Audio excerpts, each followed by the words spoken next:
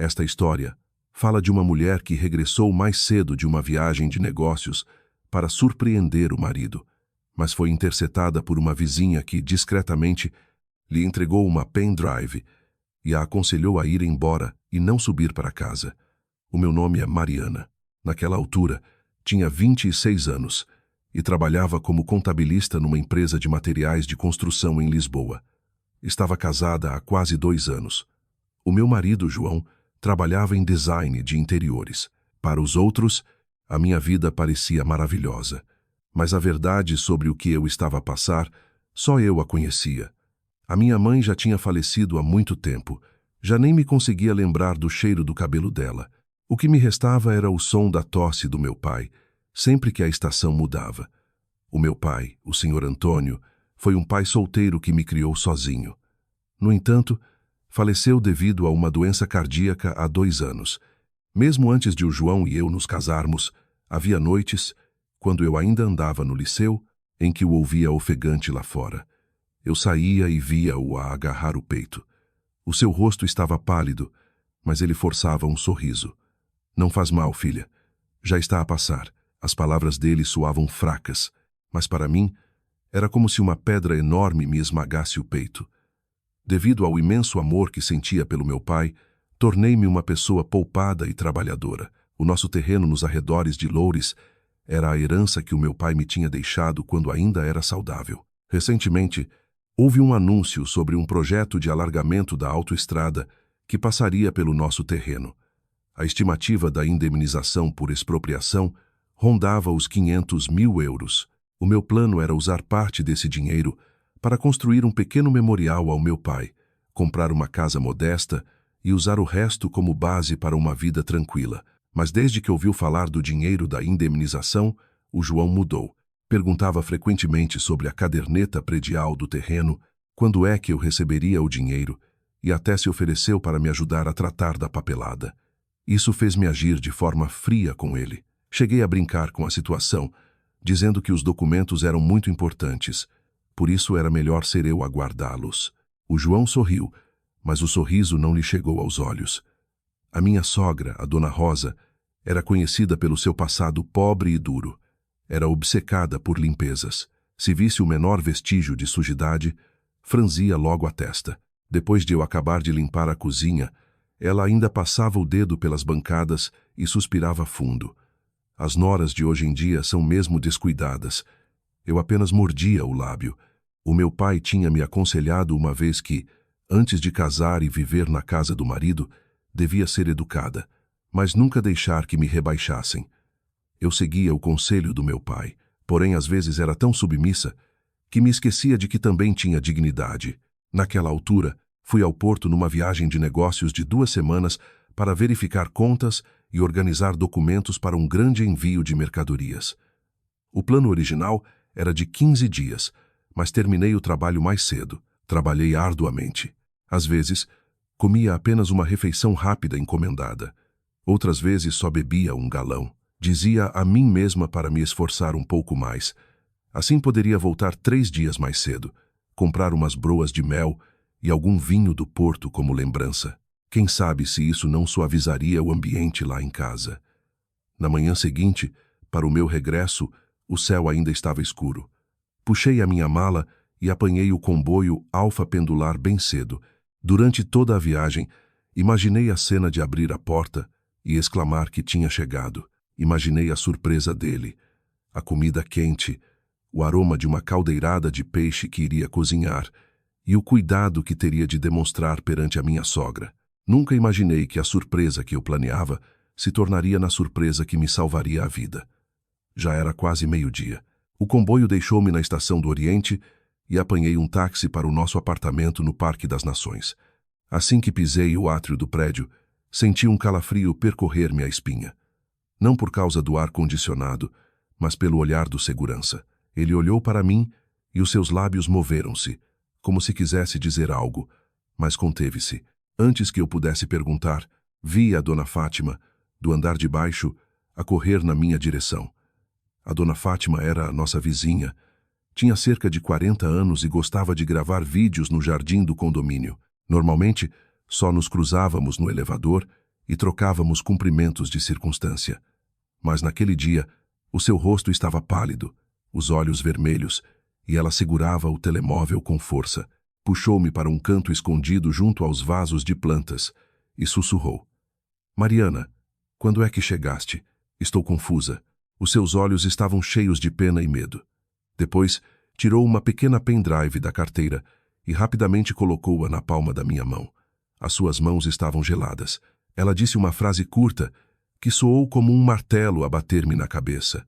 Não subas à casa. É a única forma de te ajudar. Fiquei paralisada. Os meus ouvidos zumbiam como se tivesse levado uma estalada. Olhei para a pendrive e depois para ela, perguntando por que estava a dizer aquelas coisas estranhas, já que a minha casa era ali em cima. A minha boca falava, mas o meu coração batia descontroladamente. A imagem do João a perguntar recentemente sobre os documentos passou-me pela cabeça, bem como o olhar sempre inquisitivo da minha sogra e o sorriso do João, que nunca lhe chegava aos olhos. A dona Fátima não se alongou em explicações, apenas abanou a cabeça, com a voz a tremer, pedindo-me para acreditar nela só daquela vez e para não subir. Disse que não podia falar muito, que eles iriam descobrir e que ela é que arranjaria problemas. Depois de falar, apressou-se a sair, como se tivesse medo que alguém a visse. Chamei-a, mas ela não olhou para trás. As palavras do meu pai surgiram na minha mente. As pessoas boas serão abençoadas, mas também têm de saber quando se afastar. De repente, percebi que, por vezes, dar um passo atrás pode salvar a nossa vida inteira. Fiquei no meio do átrio, a segurar a pendrive numa mão e a mala na outra, como se estivesse pregada ao chão. Subir ou não subir estava à distância de um botão de elevador, mas parecia uma decisão entre a vida e a morte.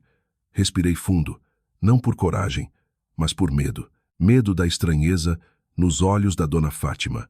Medo da forma como o segurança olhou para mim. Medo da sensação de que o apartamento que eu conhecia se tinha tornado, de repente, num lugar onde eu não devia entrar. Saí do átrio e apanhei imediatamente um táxi lá fora. Enquanto o carro arrancava, olhei para trás e fitei o edifício mais uma vez, alto e com vidros brilhantes. Mas aos meus olhos, naquele momento, o prédio parecia uma caixa fria. Dei a morada de um hotel próximo ao motorista. Assim que a porta do carro se fechou, reparei que a palma da minha mão estava banhada em suor. A pendrive estava ali, leve, mas pesava como um segredo à espera de ser desvendado. Fiz o check-in num pequeno hotel a menos de 2 quilômetros do apartamento. O quarto não era luxuoso, apenas razoavelmente limpo. Mas para mim, naquele momento, parecia um refúgio. Fechei bem os cortinados, acendi a luz amarela para reduzir a sensação de frio e sentei-me na beira da cama, a olhar para a pendrive na minha mão. A dona Fátima disse-me para não ir à casa e deu-me isto. Significa que o conteúdo não só me vai magoar, mas também me foi dado para eu evitar algo muito pior. Servi um copo de água, bebe, mas a minha garganta continuava seca e as minhas mãos tremiam. Repreendi-me mentalmente. Mariana, tem calma. Será que chorar agora vai mudar alguma coisa? Dizem que as lágrimas fluem, mas demasiadas lágrimas só nos cegam. Abri o meu computador portátil e liguei a pendrive. Uma única pasta apareceu no ecrã com o nome Vlog. Cliquei nela. O meu coração batia tão depressa que parecia ouvi-lo dentro do peito. Lá dentro havia vários pequenos vídeos. Os nomes dos ficheiros estavam ordenados por data e hora. Engoli em seco e comecei pelo primeiro. O primeiro vídeo foi gravado no jardim. O ângulo era um pouco alto. Talvez a dona Fátima estivesse de pé perto dos bancos de pedra junto aos arbustos. Ouviam-se crianças a brincar e conversas ao longe. Os meus olhos varreram o ecrã e depois pararam. Era o João, o meu marido. Vestia uma t-shirt cinzenta e calças de ganga escuras. Conhecia tão bem o seu andar que o reconheceria fizesse ele o que fizesse. E ao lado dele estava uma mulher. A mulher era jovem, com cabelo ligeiramente ondulado e usava um vestido de pré-mamã largo. A sua barriga já estava visivelmente grande. Uma mão do João estava na cintura dela e a outra amparava-a suavemente, como se tivesse medo que ela tropeçasse. Caminhavam muito juntos, a distância íntima de duas pessoas que já não precisam de fingir. Fiquei estupefata. Pensei que ia gritar ou chorar, mas não. Senti que me faltava o ar. Apenas os meus olhos fitavam fixamente o ecrã. A mulher riu-se baixinho, inclinou a cabeça e disse algo. O João olhou para baixo. A voz dele no vídeo ouvia-se com muita clareza. O seu afeto era inegável. Vai devagar. Eu estou aqui. Aquelas palavras deram-me uma dor como se tivesse sido esfaqueada. Porque em casa, quando eu estava cansada, com dores de estômago ou com febre, o João raramente dizia aquilo. Normalmente, dizia apenas para eu ir tomar um comprimido e voltava a colar os olhos no telemóvel. No vídeo. Também ficou claramente registrado como o João parou para lhe dar uma garrafa de água e limpar o suor da testa dela, como se fosse um hábito. Pausei o vídeo. O ecrã parou na cena em que a mão do João estava sobre a barriga da mulher. Tão natural, tão íntimo. Abracei o peito, não por ciúmes, mas por uma sensação de aperto avassaladora, como se alguém tivesse despejado um balde de gelo dentro de mim. Olhei fixamente para o rosto da mulher, jovem, bonita, com um sorriso que eu achava já ter visto algures. Lembrei-me imediatamente da Joana, a mulher que o João mencionava frequentemente a brincar, dizendo que a rapariga da empresa em frente era muito rápida a trabalhar. Uma vez perguntei quem ela era, e o João respondeu para eu não fazer perguntas, que eram apenas negócios. Negócios que agora estavam grávidos e a passear no jardim com o meu marido. Ri-me. Mas o meu riso soou sufocado. Brilhante. Muito brilhante. Ao ponto de acharem que eu era cega, ia desligar o portátil. Não aguentava mais. Mas as palavras da dona Fátima voltaram a soar-me. Não subas à casa. Significava que havia mais alguma coisa. Respirei fundo e reproduzi o segundo vídeo. Este foi gravado no corredor perto do elevador. O movimento da câmera era um pouco rápido, como se tivesse sido gravado às escondidas. Vi o João de pé no canto das escadas. O rosto estava virado. Estava ao telemóvel. A voz era baixa, mas o microfone captou todas as palavras. Talvez porque a dona Fátima estivesse bastante perto. Sim, deixa estar por agora. O dinheiro da indemnização está quase a sair. Estremeci. As minhas orelhas ardiam. A voz do João ouvia-se mais clara. Quando o dinheiro da casa estiver nas minhas mãos, tudo acaba. Não deixes que ela saiba. Ela confia muito em mim. Posso respirar de alívio. Fez uma pausa, como se ouvisse a pessoa do outro lado. Depois respondeu com a voz mais áspera e fria. O mais difícil é fazer. Lá assinar a procuração. Se ela assinar esse papel, pode ir para onde quiser. O meu rato caiu. Todo o meu corpo gelou. A traição magoava. Mas a frase sobre eu poder ir para onde quisesse depois de assinar era outra coisa. Imagens recentes surgiram na minha cabeça. O João a perguntar sobre a caderneta predial. A minha sogra a dizer de repente que uma esposa devia deixar o marido gerir os bens. O João a pedir-me para assinar uns documentos por facilidade. Eu a recusar e ele a ficar zangado. Isto não era coincidência. Abri outro pequeno vídeo no mesmo canto da escada. O João acrescentou algumas frases entrecortadas. Segue o plano. Espera até teres o bebê. Depois falamos. Sim, a minha mãe também sabe. Ela também quer que isto aconteça. A minha mãe também sabe. Aquelas palavras foram como pregos a perfurar-me o coração. Eu sempre me convenci de que a minha sogra era apenas uma pessoa pobre e severa, não uma pessoa má. Tentava manter a paz porque achava que devia haver hierarquia na família. No entanto, ela sabia e até desejava aquilo. Desliguei o vídeo. O ecrã ficou escuro, mas a verdade brilhava ofuscante. Fiquei sentada durante muito tempo. Não sei quanto tempo passou. A minha cabeça zumbia como uma colmeia. Queria ligar ao João. Queria descobrir a verdade. Mas o meu bom senso travou-me. De que serviria ligar agora e pô-lo em alerta? Para que ele pudesse apagar tudo? Para poder inventar a história de que eu era cega de ciúmes e paranoica? Não, eu não podia ser estúpida outra vez. Peguei no caderno que levava sempre nas viagens de negócios e abri uma página nova. Escrevi o título e a marca de tempo. Anotei claramente a data, a hora e o conteúdo do vídeo. Quando acabei, as minhas mãos ainda tremiam. Contudo, ao escrever, fui recuperando a lucidez. As lágrimas podem enfraquecer uma pessoa, Mas a escrita, as provas e as marcas de tempo fortalecem-na. Liguei o telemóvel e comecei a escrever uma mensagem para o João. Tentei que a minha voz parecesse o mais normal possível. Ainda estou ocupada no porto. Se calhar só volto daqui a uns dias. Vê se comes em condições. Carreguei no botão de enviar. Pouco depois, o João respondeu rapidamente. Está bem. Despacha o trabalho e deita-te cedo. Tenho saudades tuas. Olhei para as palavras a dizer que tinha saudades e o meu coração ficou frio como cinzas. A boca dele dizia que tinha saudades minhas, mas a mão dele estava na barriga de outra mulher. A boca dele estava a planear fazer-me assinar um papel. Não respondi mais. Pousei o telemóvel e olhei para o espelho do quarto do hotel. No espelho estava uma mulher de rosto pálido, olhos vermelhos, mas sem lágrimas. Olhei para mim própria e sussurrei para não me deixar enganar. Por mais esperta que seja a raposa, acaba sempre por cair. Mas se eu continuasse a ser estúpida, só me estaria a castigar a mim mesma. Naquela noite, não fui a casa. Também não consegui dormir.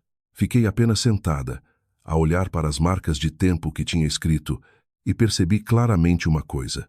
A partir daquele momento, eu não era apenas uma esposa traída. Era alguém que tinha de se salvar da armadilha que tinha sido preparada. Passei a noite em claro, fiquei deitada com os olhos bem abertos. A voz do João parecia ainda sussurrar vinda do vídeo. A sua voz calma ao falar em fazer-me assinar a procuração, como se estivesse apenas a comprar legumes no mercado. Não me permiti chorar mais. Chorar era fácil, mas depois de chorar, quem me limparia as lágrimas? Dizem que cada um tem de cuidar de si mesmo. Naquele momento, compreendi isso perfeitamente. Levantei-me, puxei a cadeira da secretária e liguei o portátil. A primeira coisa que fiz não foi abrir a pendrive novamente, mas aceder ao sistema de videovigilância de casa. Eu tinha a conta desde o início, porque sou o tipo de pessoa meticulosa que verifica frequentemente as câmaras quando viaja. O João também sabia, mas raramente se importava ou fingia não se importar. O ecrã mostrou a vista da sala de estar. Luzes apagadas, apartamento escuro, os móveis nos mesmos lugares. Mas, de repente, tudo parecia estranho. Parecia a casa de outra pessoa. Mudei para a câmara da cozinha. A mesa de jantar estava vazia.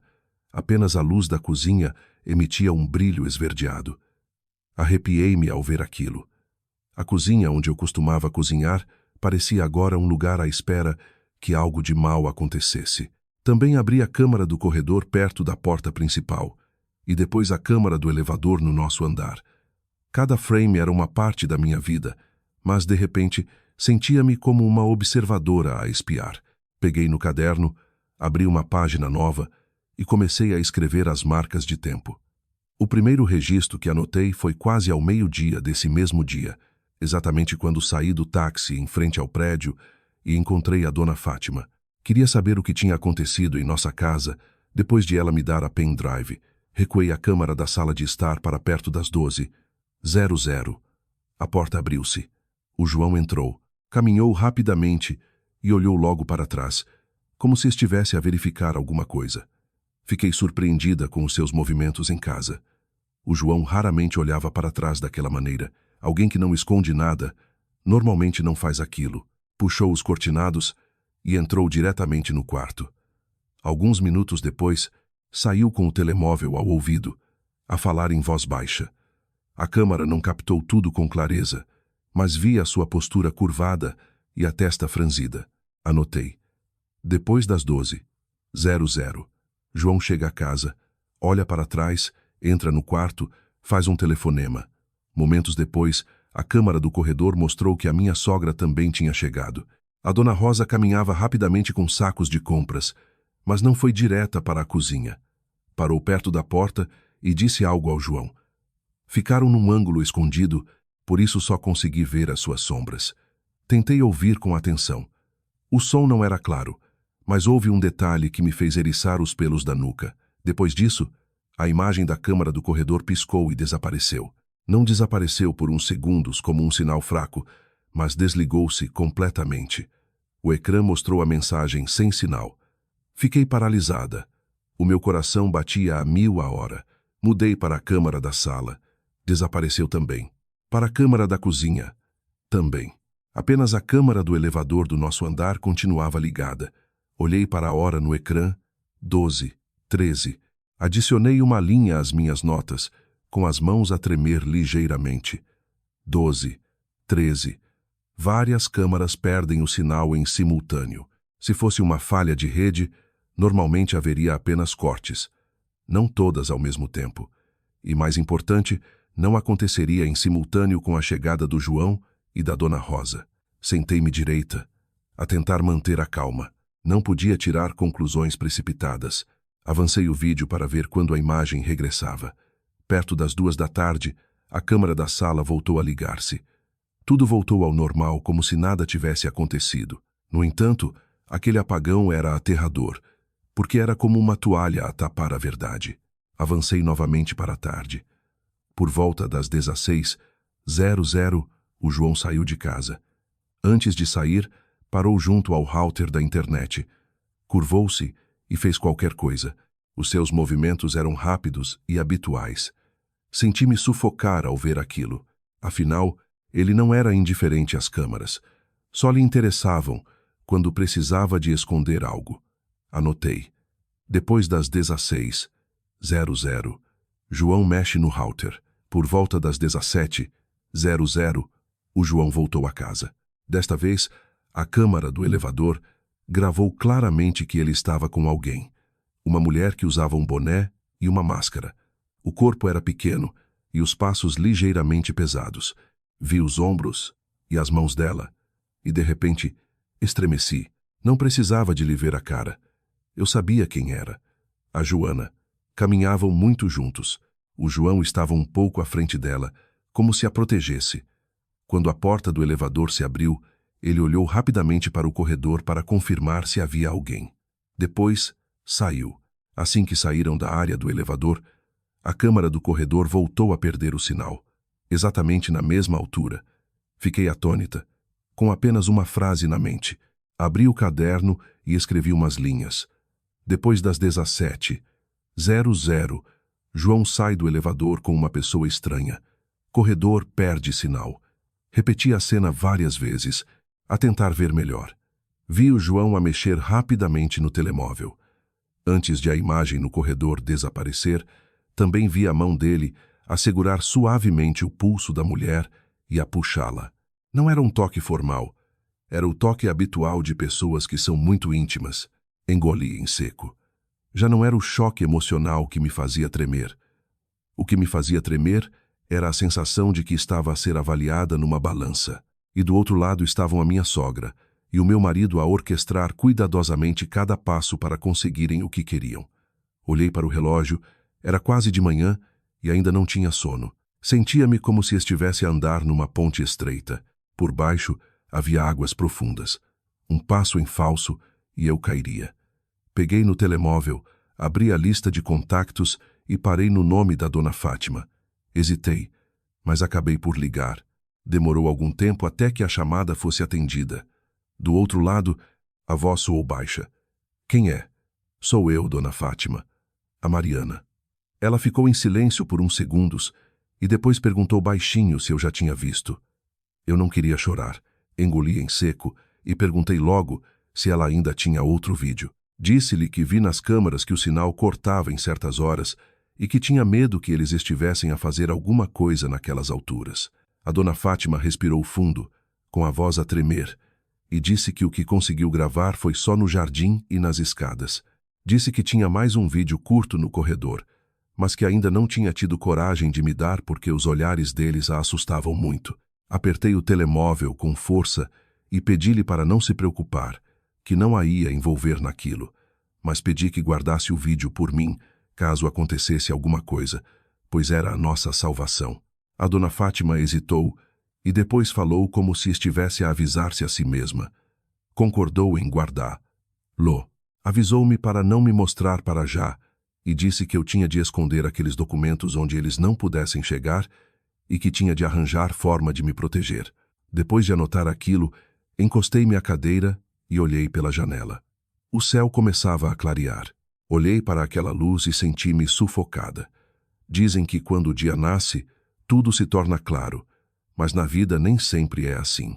Há coisas que, ao ficarem mais claras, mostram ainda mais a escuridão no coração das pessoas. Fechei o caderno e pousei-o ao lado do portátil. As minhas mãos ainda tremiam. Contudo, na minha mente, algo estava a formar-se. Não eram lágrimas, mas sim lucidez. Assim que o sol nasceu, levantei-me como uma máquina, não porque fosse forte, mas porque não me atrevia a dormir. Dormir significava descansar, mas naquele momento, se eu me descuidasse um pouco, eles poderiam apagar todos os rastros. Liguei o portátil e acedi ao sistema das câmaras, como se fosse um novo hábito criado após uma longa noite. Desta vez, já não olhava com emoção. Olhava como uma contabilista com referências, números e comparações. Peguei no caderno e desenhei colunas para a data, a hora, a câmara que perdia o sinal e quem aparecia antes de o sinal cair. Recuei as gravações para o dia anterior e depois para outro dia. Fiquei a comparar até ficar com a cabeça a andar a roda. O estranho é que o momento em que a imagem desaparecia não era aleatório. Havia um padrão, uma regra, como se alguém estivesse deliberadamente a carregar num botão na altura certa. O primeiro momento acontecia geralmente à hora de almoço, a hora em que as pessoas costumam estar a descansar e raramente prestam atenção.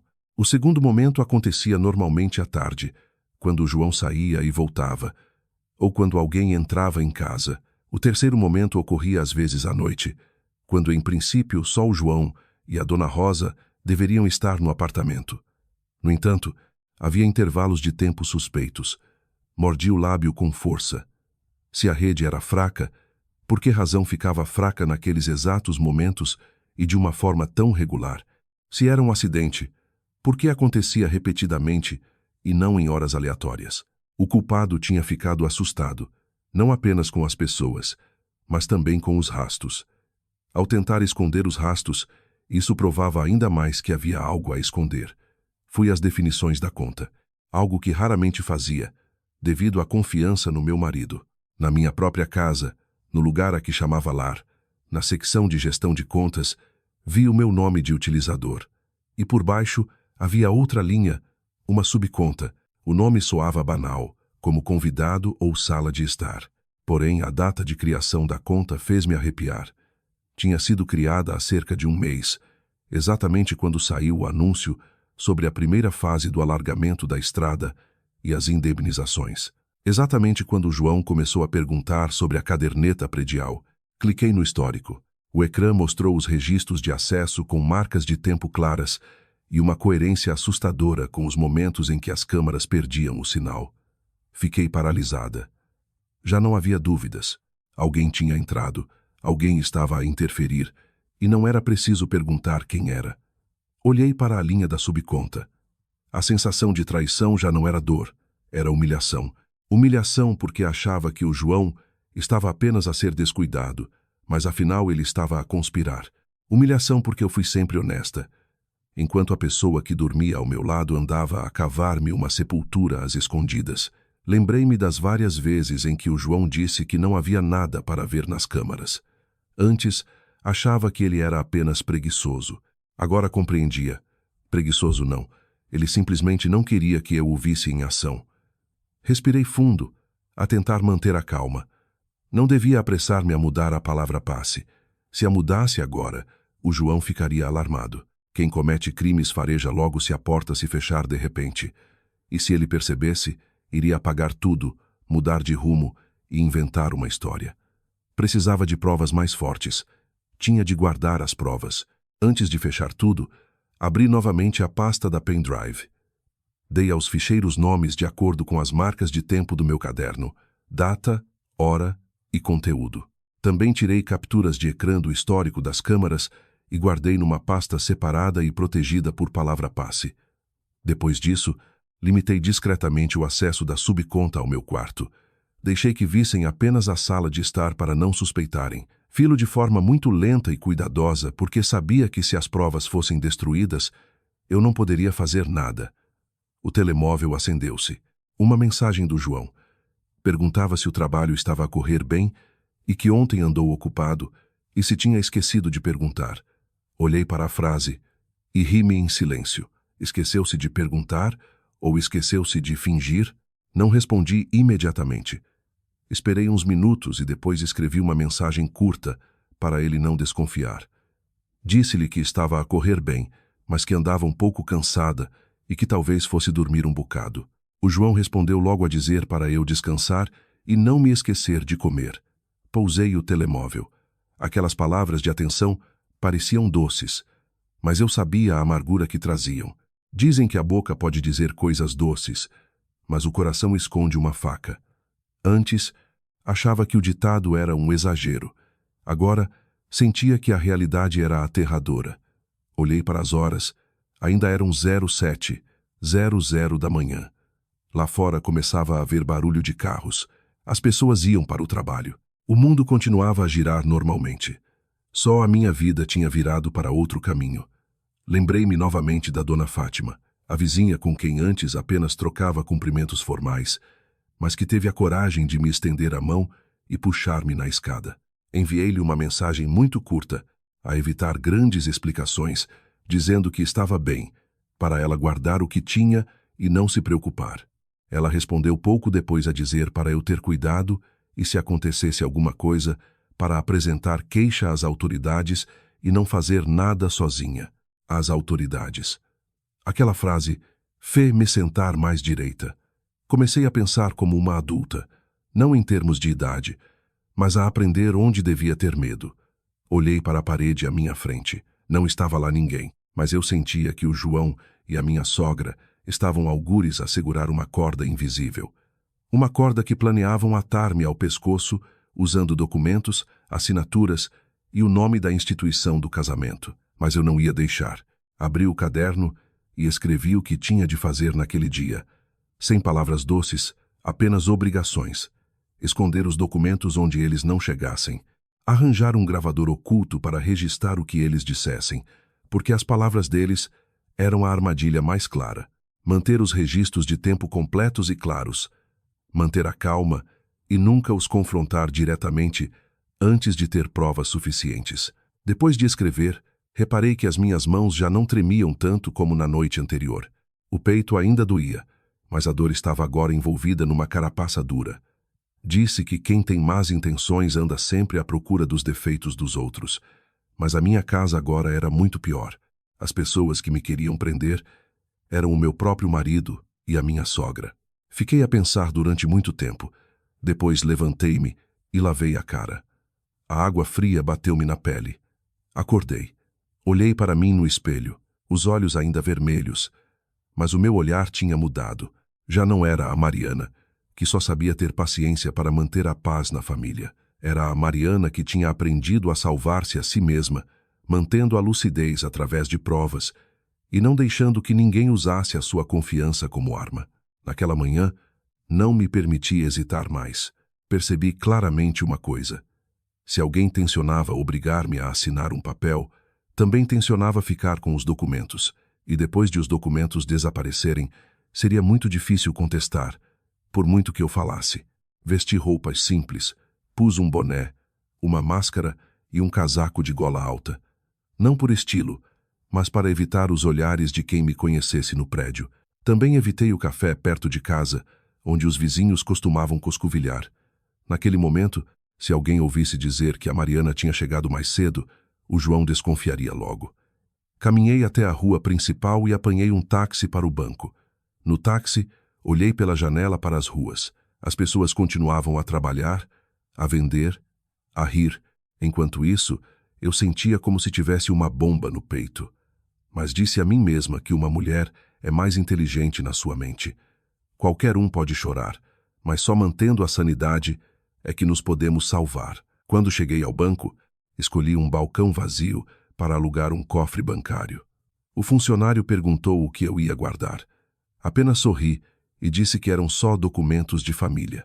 Tentei falar o mais naturalmente possível, embora as minhas mãos ainda estivessem suadas. Dentro da minha carteira estava uma pasta grossa com a caderneta predial que o meu pai me deixara. Os documentos relativos à indemnização da expropriação da autoestrada e algumas cópias autenticadas. Não levei mais os originais para casa. Coloquei tudo no cofre, Tranquei, assinei e confirmei a palavra passe. Conforme o procedimento, o funcionário informou-me de que apenas eu ou alguém com uma procuração devidamente preenchida poderia abrir o cofre. Ao ouvir aquilo, senti-me aliviada. Não ia passar procuração a ninguém. Saí do banco, o vento bateu-me na cara e pareceu-me que tinha acabado de trancar uma porta muito importante. Uma porta que a família do meu marido queria abrir a todo o custo, mas que ainda não tinha conseguido. Fui a uma loja de fotocópias ali perto e fiz algumas cópias dos documentos. Dividi-os em 3 pastas diferentes. Pus uma na minha mala trancada, outra num compartimento secreto da carteira. A última pasta enviei para um lugar onde eles nunca suspeitariam, para a casa da tia Teresa, irmã da minha falecida mãe. Raramente comunicava com a tia Teresa porque o João não gostava muito dela. A tia Teresa vivia de forma simples e odiava coscovilices. Falei pouco com ela. Pedi-lhe para me guardar os documentos porque tinha de viajar em trabalho e tinha medo de os perder. A tia Teresa olhou para mim. Não fez muitas perguntas.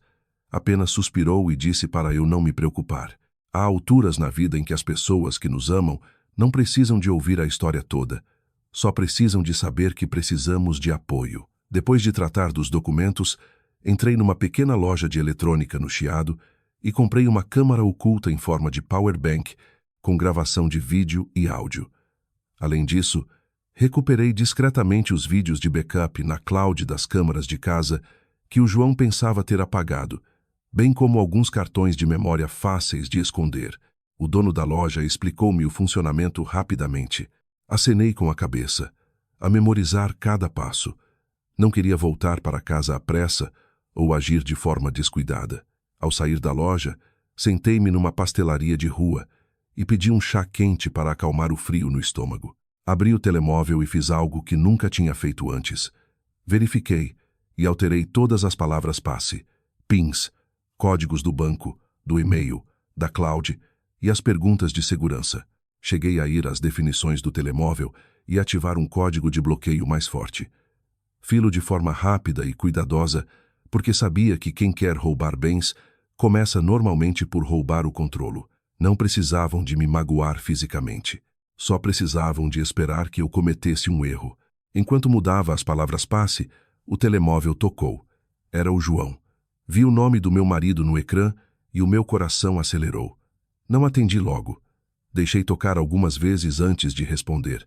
Tentei que a minha voz soasse sonolenta, como se tivesse acabado de acordar.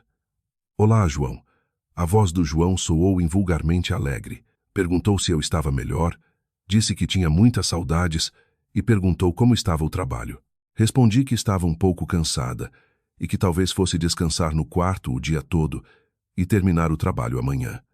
O João riu-se e disse para eu despachar o trabalho e acrescentou que daqui a uns dias, quando eu voltasse, falaríamos sobre os documentos da casa, para ser ele a tratar de tudo e ser mais fácil. Apertei a chávena de chá com força.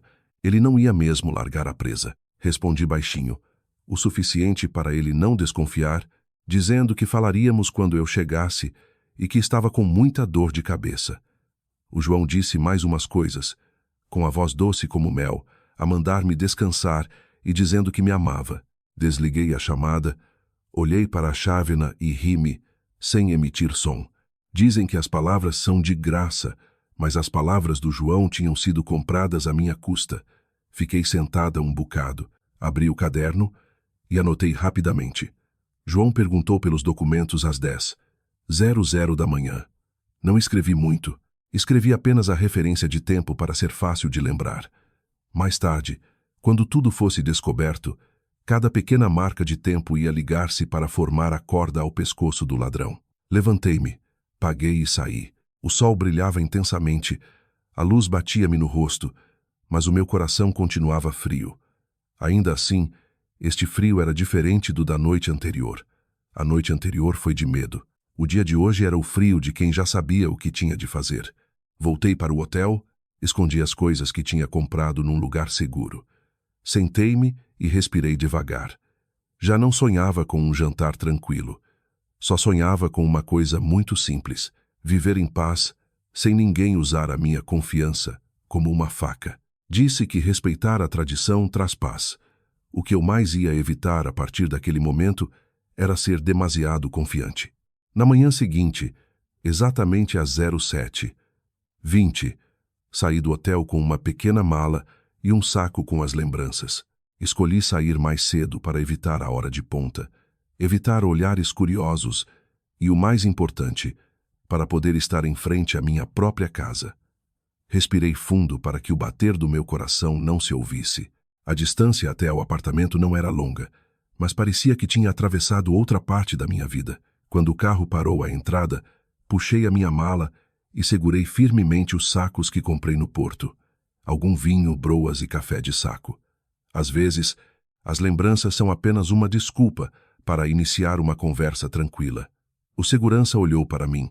Desta vez, não desviou o olhar. Acenou com a cabeça devagar, como se quisesse dizer alguma coisa, mas não se atrevesse. Eu também não perguntei. Perguntar agora só ia complicar as coisas. Entrei no elevador. O espelho refletiu o meu rosto pálido, mas esforcei-me por sorrir. Lembrei-me. Mariana, não tremas agora. Se tremeres, perdes. A porta do elevador abriu-se. O corredor do meu andar estava silencioso. Caminhei até a porta e pus a mão na maçaneta. Durante um segundo, ouvi claramente o bater do meu coração. Respirei fundo e abri a porta, como alguém que chega do trabalho à hora prevista. Cheguei. A minha voz ecoou pela sala. A Dona Rosa saiu da cozinha, ainda com a concha da sopa na mão. O seu rosto mostrou um pouco de surpresa, mas rapidamente voltou à sua habitual expressão séria. Por que é que chegaste mais cedo? Não disseste que só terminavas daqui a uns dias? Sorri de leve e estendi-lhe o saco com as compras. Sim, mas terminei o trabalho mais cedo e voltei. Trouxe-lhe umas coisas do porto. A Dona Rosa olhou para o saco como se estivesse a inspecionar mercadoria. Depois suspirou baixinho. Enfim, ao menos chegaste. Para onde quer que vás, lembra-te que tens uma casa. A frase soou a elogio, mas não havia calor na sua voz. Mantive a educação. Fui levar a mala para o quarto. De propósito, não a abri logo. Vesti roupa de andar por casa e voltei para ajudar a minha sogra a preparar o jantar. Como sempre, a Dona Rosa fez carne de porco à alentejana e caldo verde. Um jantar familiar muito típico, mas na mesa parecia haver um nevoeiro frio a pairar. Por volta das 18h00, o João entrou. Ouvi o som dos sapatos dele lá fora e soube que ele parou por momentos ao ver-me. Os seus olhos brilharam, não de alegria, mas de surpresa num sentido diferente. Então, quando é que chegaste? Limpei as mãos e fui ter com ele, a sorrir como uma esposa acabada de chegar de viagem. Cheguei de manhã. Acabei tudo depressa e quis fazer-vos uma surpresa. O João sorriu e aproximou-se para me abraçar. O abraço era um abraço, mas senti que não me abraçava com força. Apenas pôs os braços em volta de mim a fingir. O cheiro tênue de um perfume estranho foi o suficiente para me arder o nariz. Ele perguntou se o trabalho tinha sido duro e por que não lhe disse nada para me ir buscar. Respondi rapidamente que podia vir sozinha e que não era longe. A Dona Rosa interveio da cozinha com a voz calma. Disse que, já que eu estava em casa, devia ajudá-la a tratar das lides domésticas porque já havia pó acumulado. Respondi que sim, antigamente ficaria triste, mas agora lembrei-me. Eu sabia que naquela casa até as palavras que soavam fracas podiam ser uma armadilha. Ao jantar, servia comida. O João estava sentado à minha frente, a comer enquanto olhava para o telemóvel. A Dona Rosa pôs um pedaço de carne no prato do João e disse, como quem não quer a coisa, o homem é o pilar da casa. Os dinheiros grandes e os documentos importantes devem ficar com ele. Se as mulheres se agarrarem a isso, é difícil manter a paz no lar. Deve saber como planear as finanças desde o início. Pousei o garfo por um segundo, peguei nele de novo e sorri. O João olhou para mim e avaliou-me com o olhar. Depois sorriu e concordou com a mãe, dizendo que a paz da família era o mais importante. Ao ouvir a palavra paz, senti amargura no peito, mas não o demonstrei. Até pus proativamente um pouco de comida no prato do João e brinquei com ele para comer e não olhar tanto para o telemóvel. A Dona Rosa olhou para mim. O João riu-se, mas o riso desapareceu rapidamente. Não tentei prolongar a conversa. Para mim, agora, o silêncio era mais seguro. Ao fim da tarde, fingi estar cansada da viagem e disse que queria deitar-me cedo. Às 16h40, o João saiu de casa com a desculpa de ir ao armazém buscar umas coisas. A dona Rosa também saiu para ir às compras. Fiquei sozinha no apartamento. Não me apressei. Agi como uma esposa acabada de chegar. Pus a roupa a lavar, limpei a bancada da cozinha, reguei as plantas na varanda. Fiz tudo de forma lenta e natural. Tinha de fazer as pessoas daquela casa acreditarem que eu ainda era a antiga Mariana. A mulher que só se preocupava com a comida e sabia ter paciência. Às 19h10, o João chegou. Mudou de roupa e tomou banho. A dona Rosa estava na sala a ver um programa de música. Sentei-me ao lado dela e fingi estar a ver também. De vez em quando dizia pois ou para parecer que prestava atenção. Nessa altura, observei secretamente onde é que eles costumavam sentar-se a conversar, qual era a parte do corredor mais escondida e onde o som se ouvia melhor. Às 22h15, as luzes de casa apagaram-se. O João foi para o quarto e disse que tinha de acordar cedo no dia seguinte. A dona Rosa também foi para o quarto dela. Fiquei deitada um bocado e depois levantei-me a fingir que ia beber água. No escuro, conseguia ouvir claramente o tic-tac do relógio da parede. Arrepiada, andei devagar como um gato. Certifiquei-me de que o chão não rangia. Coloquei o powerbank com a câmera oculta no lugar que já tinha planeado. Um sítio secreto, mas que conseguia captar o som e o vídeo com clareza. Depois voltei para o quarto como se nunca tivesse saído da cama. Deitei-me, puxei os cobertores até ao peito e olhei para o teto. O meu coração estava tenso como uma corda de guitarra. Já não esperava ouvir palavras doces. Apenas esperava que a verdade saísse da boca deles. Aconselhei-me a mim própria. Quem tem a consciência limpa não precisa de ter medo de nada. Sussurrei aquilo no meu íntimo para me acalmar. Mas logo a seguir, a dor voltou a espalhar-se porque eu não tinha feito nada de mal. No entanto, queriam destruir-me usando a palavra casamento e marido. Naquela noite fechei os olhos e, pela primeira vez em vários dias, senti que já não estava encurralada. Tinha colocado o primeiro tijolo para construir a minha própria saída. Às 06h40 da manhã, acordei de repente não com o alarme, mas com o João a mexer-se para pegar no telemóvel. A luz do ecrã refletiu uma linha azul fria na sua face. Ele leu uma mensagem e sorriu ligeiramente. Depois desligou o ecrã e voltou a deitar-se como se nada fosse. Fiquei deitada ao lado dele, a fingir que dormia. Mas os meus ouvidos estavam tão tensos como as cordas de uma guitarra. Perto das 06h45, o João saiu da cama. Uns minutos depois, ouvi as pantufas da dona Rosa a andar pelo corredor. Depois, a porta da cozinha abriu-se. Ouviu-se o som de tachos e panelas e o barulho da água a correr. Tudo soava muito normal. Tão normal que, se eu ainda fosse a de antigamente, pensaria apenas que a mãe estava a fazer o pequeno almoço. Mas o meu eu atual sentia pavor daquela normalidade. Não me levantei logo. Esperei. Deixei que pensassem que eu estava a dormir. Na vida há muitas coisas que não se ouvem porque nos precipitamos, e isso dá tempo aos outros para se calarem. Por volta das 06h52, a voz do João ecoou na cozinha. Baixa, mas clara. Eu estava deitada no quarto e conseguia ouvir cada palavra através da transmissão em direto da câmara oculta que tinha instalado na noite anterior. Mãe, já te disse, a Joana já não tem paciência. A barriga dela está cada vez maior. A dona Rosa respondeu. A voz dela tremia ao ritmo do som de algo a fritar na frigideira. Mesmo que não tenha paciência, tem de aguentar. Se não tivermos cuidado com este grande negócio, vai tudo por água abaixo. A Mariana confia facilmente, mas não é parva. Ela segura os documentos com muita força. Ao ouvir o meu nome, o meu corpo todo ficou tenso. A forma como ela disse o meu nome, Fê, me sentir como uma mercadoria posta em cima de uma mesa para ser avaliada. O João bufou.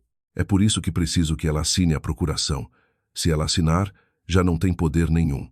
Apertei a ponta da almofada. A palavra procuração caiu como uma grande pedra no meu peito. A dona Rosa falou com voz firme. Exatamente. A assinatura é o que acaba com tudo. Se nós já tivermos os documentos, mesmo que ela chore a implorar pela indemnização, de nada servirá. A vida nesta casa tem de mudar. 500 mil euros não é pouco dinheiro. 500 mil euros. Diziam aquilo com tanta leveza, como quem fala do preço dos legumes no mercado, enquanto eu via aquilo como o suor do meu pai, a parte da vida que o meu pai me tinha deixado. O João deu um sorriso cínico. Eu já planeei tudo. Vamos esperar que ela amoleça um bocado depois de chegar. Vou ser simpático para ela, e depois mostro-lhe os papéis. Nessa altura, a mãe só tem de ser firme e assustar, lá um bocado. Uma mulher que tem medo de passar vergonha acaba por assinar. A dona Rosa bufou e disse que, para a assustar, tinha de haver um motivo, e para ele não a deixar desconfiar. Disse que o mais importante para uma nora era a dignidade, e que só precisava de lhe dizer que aquela casa tinha regras e que a nora tinha de ser obediente, e que ela ficaria calada. Ao ouvir aquilo, sentia a garganta apertada. Não admirava que as frases que ela me dizia tantas vezes ao criticar-me não fossem apenas fruto do seu feitio severo, eram a corda que ela lentamente me enrolava no pescoço. Momentos depois, o João baixou a voz, como se tivesse medo que alguém o ouvisse. A Joana farta-se de perguntar quando é que se pode mudar para cá. Já lhe disse para esperar que este assunto fique resolvido. A mãe também não se entusiasme muito, senão a Mariana desconfia. A dona Rosa deu uma gargalhada cínica que soou fria. E se desconfiar, quem é que ela tem? A mãe já morreu. O pai? Ah, não fales mais nisso. É muito fácil destruir uma mulher que está sozinha. Neste ponto, já não me sentia traída. Sentia-me humilhada. Humilhada até a raiz. A minha mãe já tinha falecido, e eles usavam isso como pretexto para me rebaixar. O meu pai tinha um problema de coração, e eles viam isso como uma fraqueza a explorar. Mordi o lábio com tanta força para não fazer barulho. Disse a mim mesma para não deixar que me descobrissem. As lágrimas caíam-me, mas eu engolia-as. O João continuou a dizer à mãe para me lembrar sempre de que o dinheiro do casal é um só, até eu achar que assinar os papéis era uma coisa natural. A dona Rosa frisou cada palavra. Disse que ia logo dizer-me que uma nora era apenas alguém de fora. O dinheiro era da família, e que se eu me armasse em esperta, ia ver. Estremeci. Aquela frase soou áspera e fez-me sentir o perigo como uma faca escondida por baixo da roupa. Fez-se silêncio na cozinha durante uns segundos. Depois o João suspirou e disse que o seu único medo era que eu escondesse os documentos noutro sítio, apesar de ele já ter tentado esconder a questão das câmaras. A dona Rosa respondeu rapidamente, dizendo que ele as tinha escondido, mas para não se descuidar, e citou o ditado: quem muito se esconde acaba por ser descoberto. Por isso, para fazer o mal, tinha de o fazer em segredo. Ouvir aquilo arrepiou-me. Eles usavam provérbios para se lembrarem de como cometer o mal em segredo. A vida era mesmo estranha. Por volta das 06:55, ouviu-se o som de pratos a bater. Mudaram de assunto para o pequeno almoço com uma voz mais baixa. Esperei um momento para garantir que já tinha gravado o suficiente e levantei-me. Fui à casa de banho lavar a cara. A água fria bateu-me na pele, mas não tão fria como o que tinha acabado de ouvir. Olhei para mim no espelho, os olhos vermelhos, os lábios pálidos. Respirei fundo, a forçar a voz a voltar ao normal. Às 07:20, fui para a sala a fingir que bocejava e disse: acordaram tão cedo, ainda não me habituei a dormir em casa outra vez. Se calhar é da viagem. A dona Rosa olhou para mim. Os seus olhos eram afiados como uma faca fina, mas a boca era doce. Sim, anda lá tomar o pequeno almoço antes que arrefeça. O João está ali. O João segurava uma chávena de café e olhou para mim a sorrir. Vai dormir ou queres que te compre umas torradas quentinhas para te animares? Olhei para aquele sorriso.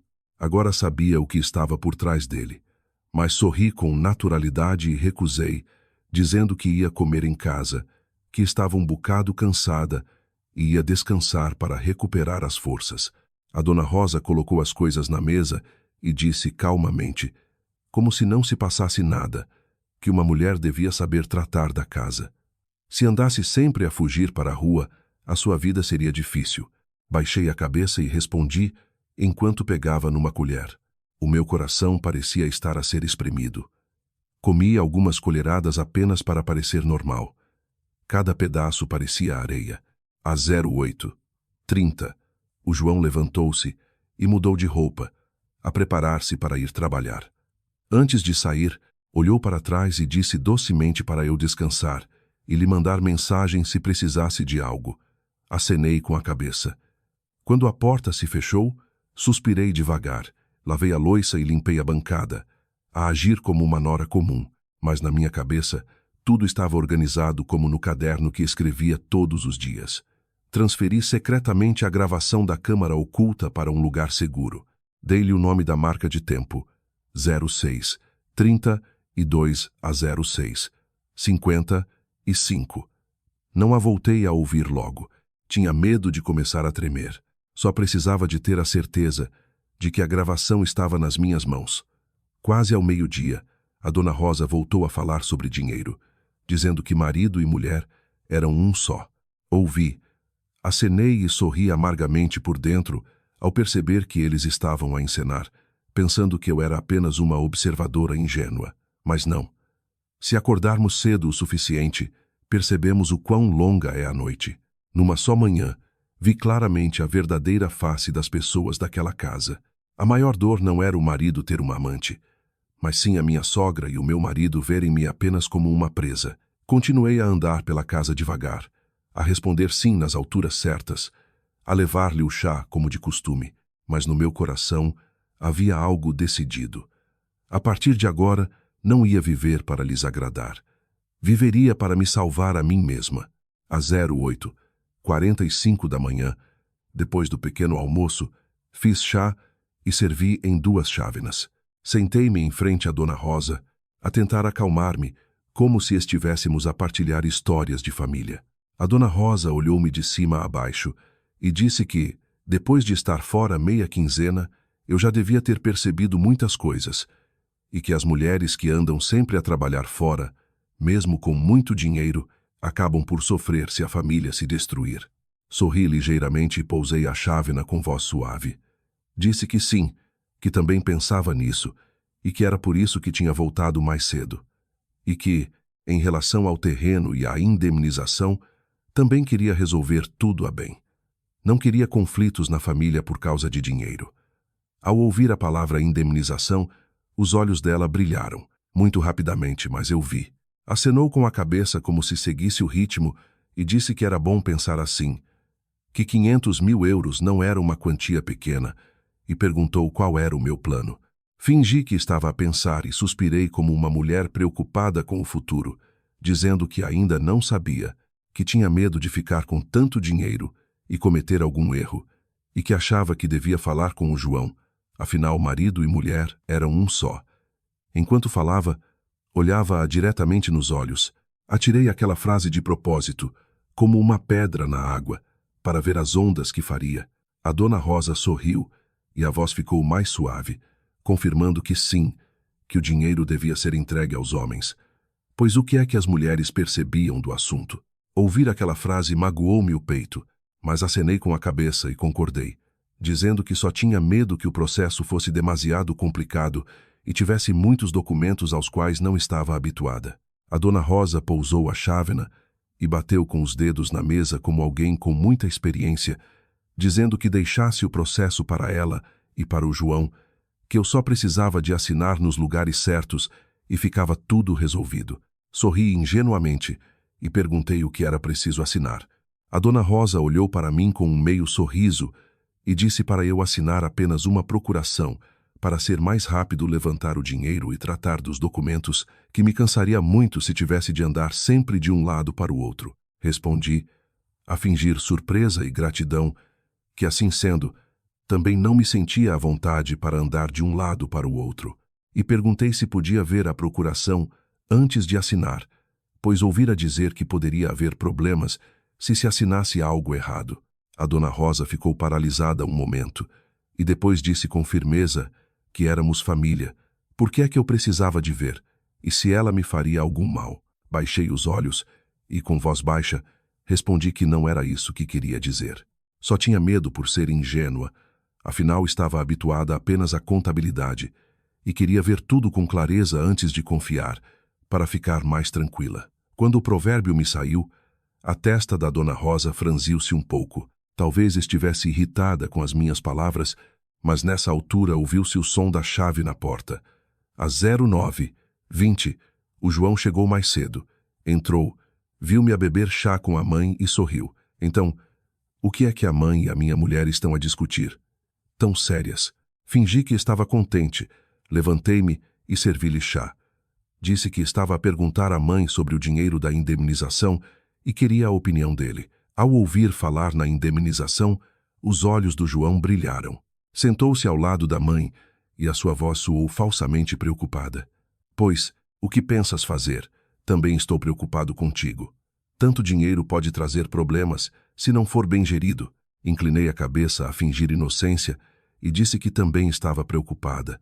Por isso queria ouvir a opinião dele e saber o que devíamos fazer aos 500 mil euros. O João fingiu pensar e começou a falar como um homem a planear o futuro. Bem, o melhor é juntarmos o dinheiro e comprar uma casa maior. O resto metemos no meu negócio de design de interiores. Tenho muitos contactos. Confia em mim. Sou empresário, não é? Quase me ri ao ouvir confia em mim, que agora me soava como um diálogo de uma telenovela barata. Contive-me e apenas acenei com a cabeça, dizendo que também queria viver descansada, mas tinha medo que o processo para levantar o dinheiro fosse complicado. A Dona Rosa meteu-se logo na conversa, com a voz a soar como se já estivesse preparada, dizendo que era por isso que eu devia assinar a procuração, que o João trataria de tudo rapidamente. O João concordou imediatamente e, com voz suave, sugeriu que eu assinasse a procuração para não ter de andar de um lado para o outro e que ele tratava de tudo. Fiquei em silêncio por uns segundos e depois lancei a pergunta certa, suave, mas incisiva. Posso ver o documento primeiro, João? Se assinar, tenho de perceber o que lá diz, não é? Não posso assinar sem saber com o que estou a concordar. O João sorriu, a tentar acalmar-me, perguntando por que estava com tanta pressa e dizendo que éramos casados. Olhei-o nos olhos e, com um sorriso tranquilo, disse que era exatamente por sermos casados que devíamos ter as coisas claras, e que se ele me amava, devia mostrar-me para eu ter a certeza. Houve um breve momento de silêncio. A Dona Rosa bateu ao de leve na mesa e disse que, se eu queria ver, via, mas que não fizesse grandes fitas. O João levantou-se e foi ao quarto. Instantes depois, saiu com uma pilha de documentos. Colocou-os à minha frente como se estivesse a fazer-me um grande favor. Não lhes peguei de imediato. Pus a mão sobre os documentos, mas não os li logo. Olhei primeiro para o rosto deles. A minha sogra estava sentada à direita, com os lábios cerrados. O João sorria, mas os dedos batiam na mesa, revelando impaciência. Abri a primeira página. Dizia claramente procuração. Li rapidamente a secção dos poderes, e o meu coração bateu forte. Se eu assinasse, o João poderia representar-me para receber o dinheiro, tratar de todos os procedimentos e assinar muitos assuntos importantes em meu nome. Resumindo, eu estaria a entregar a chave do meu cofre a quem me queria roubar.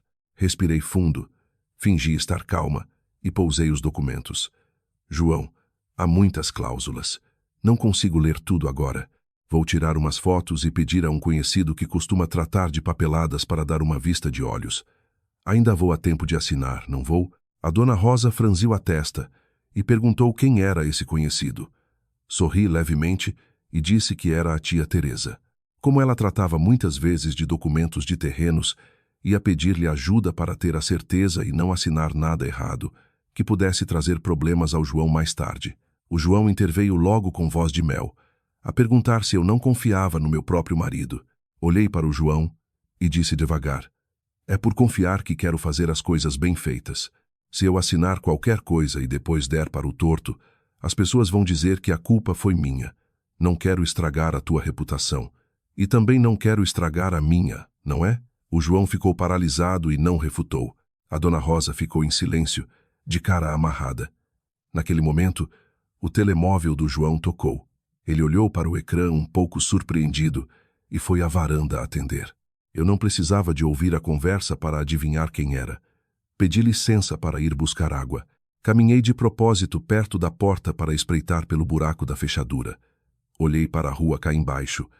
Ao longe estava uma jovem junto ao jardim. O cabelo ondulado, o corpo pequeno. A segurar a barriga, olhava diretamente para o nosso prédio, como se esperasse por alguém. Embora tenha sido só de relance, reconheci a Joana. Voltei com um sentimento gélido. O João falava baixinho na varanda, com uma voz tranquilizadora. A Dona Rosa olhou para ele, virou-se para mim e disse calmamente que as noras não deviam dar ouvidos a quem era de fora e que aquela era a minha casa. Respondi que sim, mas na minha cabeça havia apenas uma frase. Eles transformaram esta casa numa armadilha. Voltei para a mesa, arrumei cuidadosamente os documentos e coloquei-os numa pasta. A minha voz continuava suave. Disse que os ia levar à tia Teresa para verificar e que daria uma resposta amanhã. A Dona Rosa olhou para o João na varanda e depois virou-se para mim. A sua voz era afiada como uma faca e ordenou que eu assinasse amanhã, que havia coisas importantes para tratar e que não se podia adiar. Sorri e baixei a cabeça, dizendo que compreendia. Mas o que eu compreendia era que eles já não tinham paciência. E quando os ladrões perdem a paciência, cometem erros facilmente. Ao almoço, quando o João foi à casa de banho, instalei secretamente a câmara oculta perto da porta, onde as pessoas falavam muitas vezes à pressa. Filo de forma limpa, sem deixar rasto, sem mover nada de sítio. Eu já não era a mulher que apenas tinha paciência e se magoava. Calculei cada passo através das marcas de tempo, das provas e da mente calma que nunca pensei ter. Às 13h30, saí do apartamento com a pasta da procuração na mala, em direção à casa da tia Teresa, como planeado. Não lhe contei a história toda. Apenas lhe pedi para me ajudar a ler as cláusulas. A tia Teresa leu umas linhas, franziu a testa e disse que seria perigoso eu assinar aquilo, pois daria poderes demasiado vastos. Acenei com a cabeça. A minha decisão estava ainda mais firme. Antes de vir embora, a tia Teresa avisou-me. Lembra-te que os assuntos de dinheiro têm de ser claros. Não te deixes cegar só porque és casada. Às 16h10, voltei para o apartamento. Tentei andar calmamente, cumprimentando o segurança como de costume, e carreguei no botão do elevador como se voltasse das compras. No entanto, quando a porta abriu, vi a minha sogra à minha espera no fundo do corredor. Tinha os braços cruzados e os olhos afiados como agulhas. Perguntou-me onde tinha andado o dia todo. Inclinei-me educadamente e disse que fui levar os documentos para alguém verificar, para ter a certeza. A Dona Rosa sorriu com cinismo, a perguntar o que havia para verificar, e que eu não confiava na família, mas confiava em pessoas de fora. Não discuti, e apenas respondi que tinha medo que o processo fosse complicado e que era melhor as coisas ficarem bem feitas para não prejudicar o João. A Dona Rosa não disse mais nada, virou costas e entrou em casa. Olhei para as suas costas e compreendi. Ela estava a conter-se. E conter-se significava que iria explodir em breve. Já tinha adivinhado como ela ia explodir. Iria humilhar-me e forçar-me a obedecer. Às 17h00, a Dona Rosa começou a fazer o jantar, cheiroso. Mas eu não sentia qualquer apetite. Ajudei a lavar os legumes e a cortar o tomate, a fazer tudo como uma nora responsável. O facto de agir cada vez de forma mais natural complicava-lhes a vida. Como não me podiam atacar pelas minhas ações, atacavam-me pelas minhas palavras. Às 19h20, o João chegou. Assim que entrou, enquanto trocava os sapatos, perguntou como se não fosse nada, se os documentos já tinham sido verificados. Deixei as mãos molhadas, olhei para trás e sorri ligeiramente, dizendo que me informaram de que havia algumas partes que precisavam de ser clarificadas e que ainda não podia assinar. O João ficou paralisado meio segundo e depois sorriu, mas o seu riso soou forçado. Perguntou o que havia para clarificar, se era só uma procuração normal. Olhei diretamente para ele e, com a voz ainda suave, disse que tinha medo de assinar algo errado e pedi mais tempo para ter a certeza de que tudo ficava bem. A Dona Rosa interveio da cozinha, aumentando a voz de propósito. Ficar tudo bem ou fingir que fica bem? As noras armam-se em rainhas.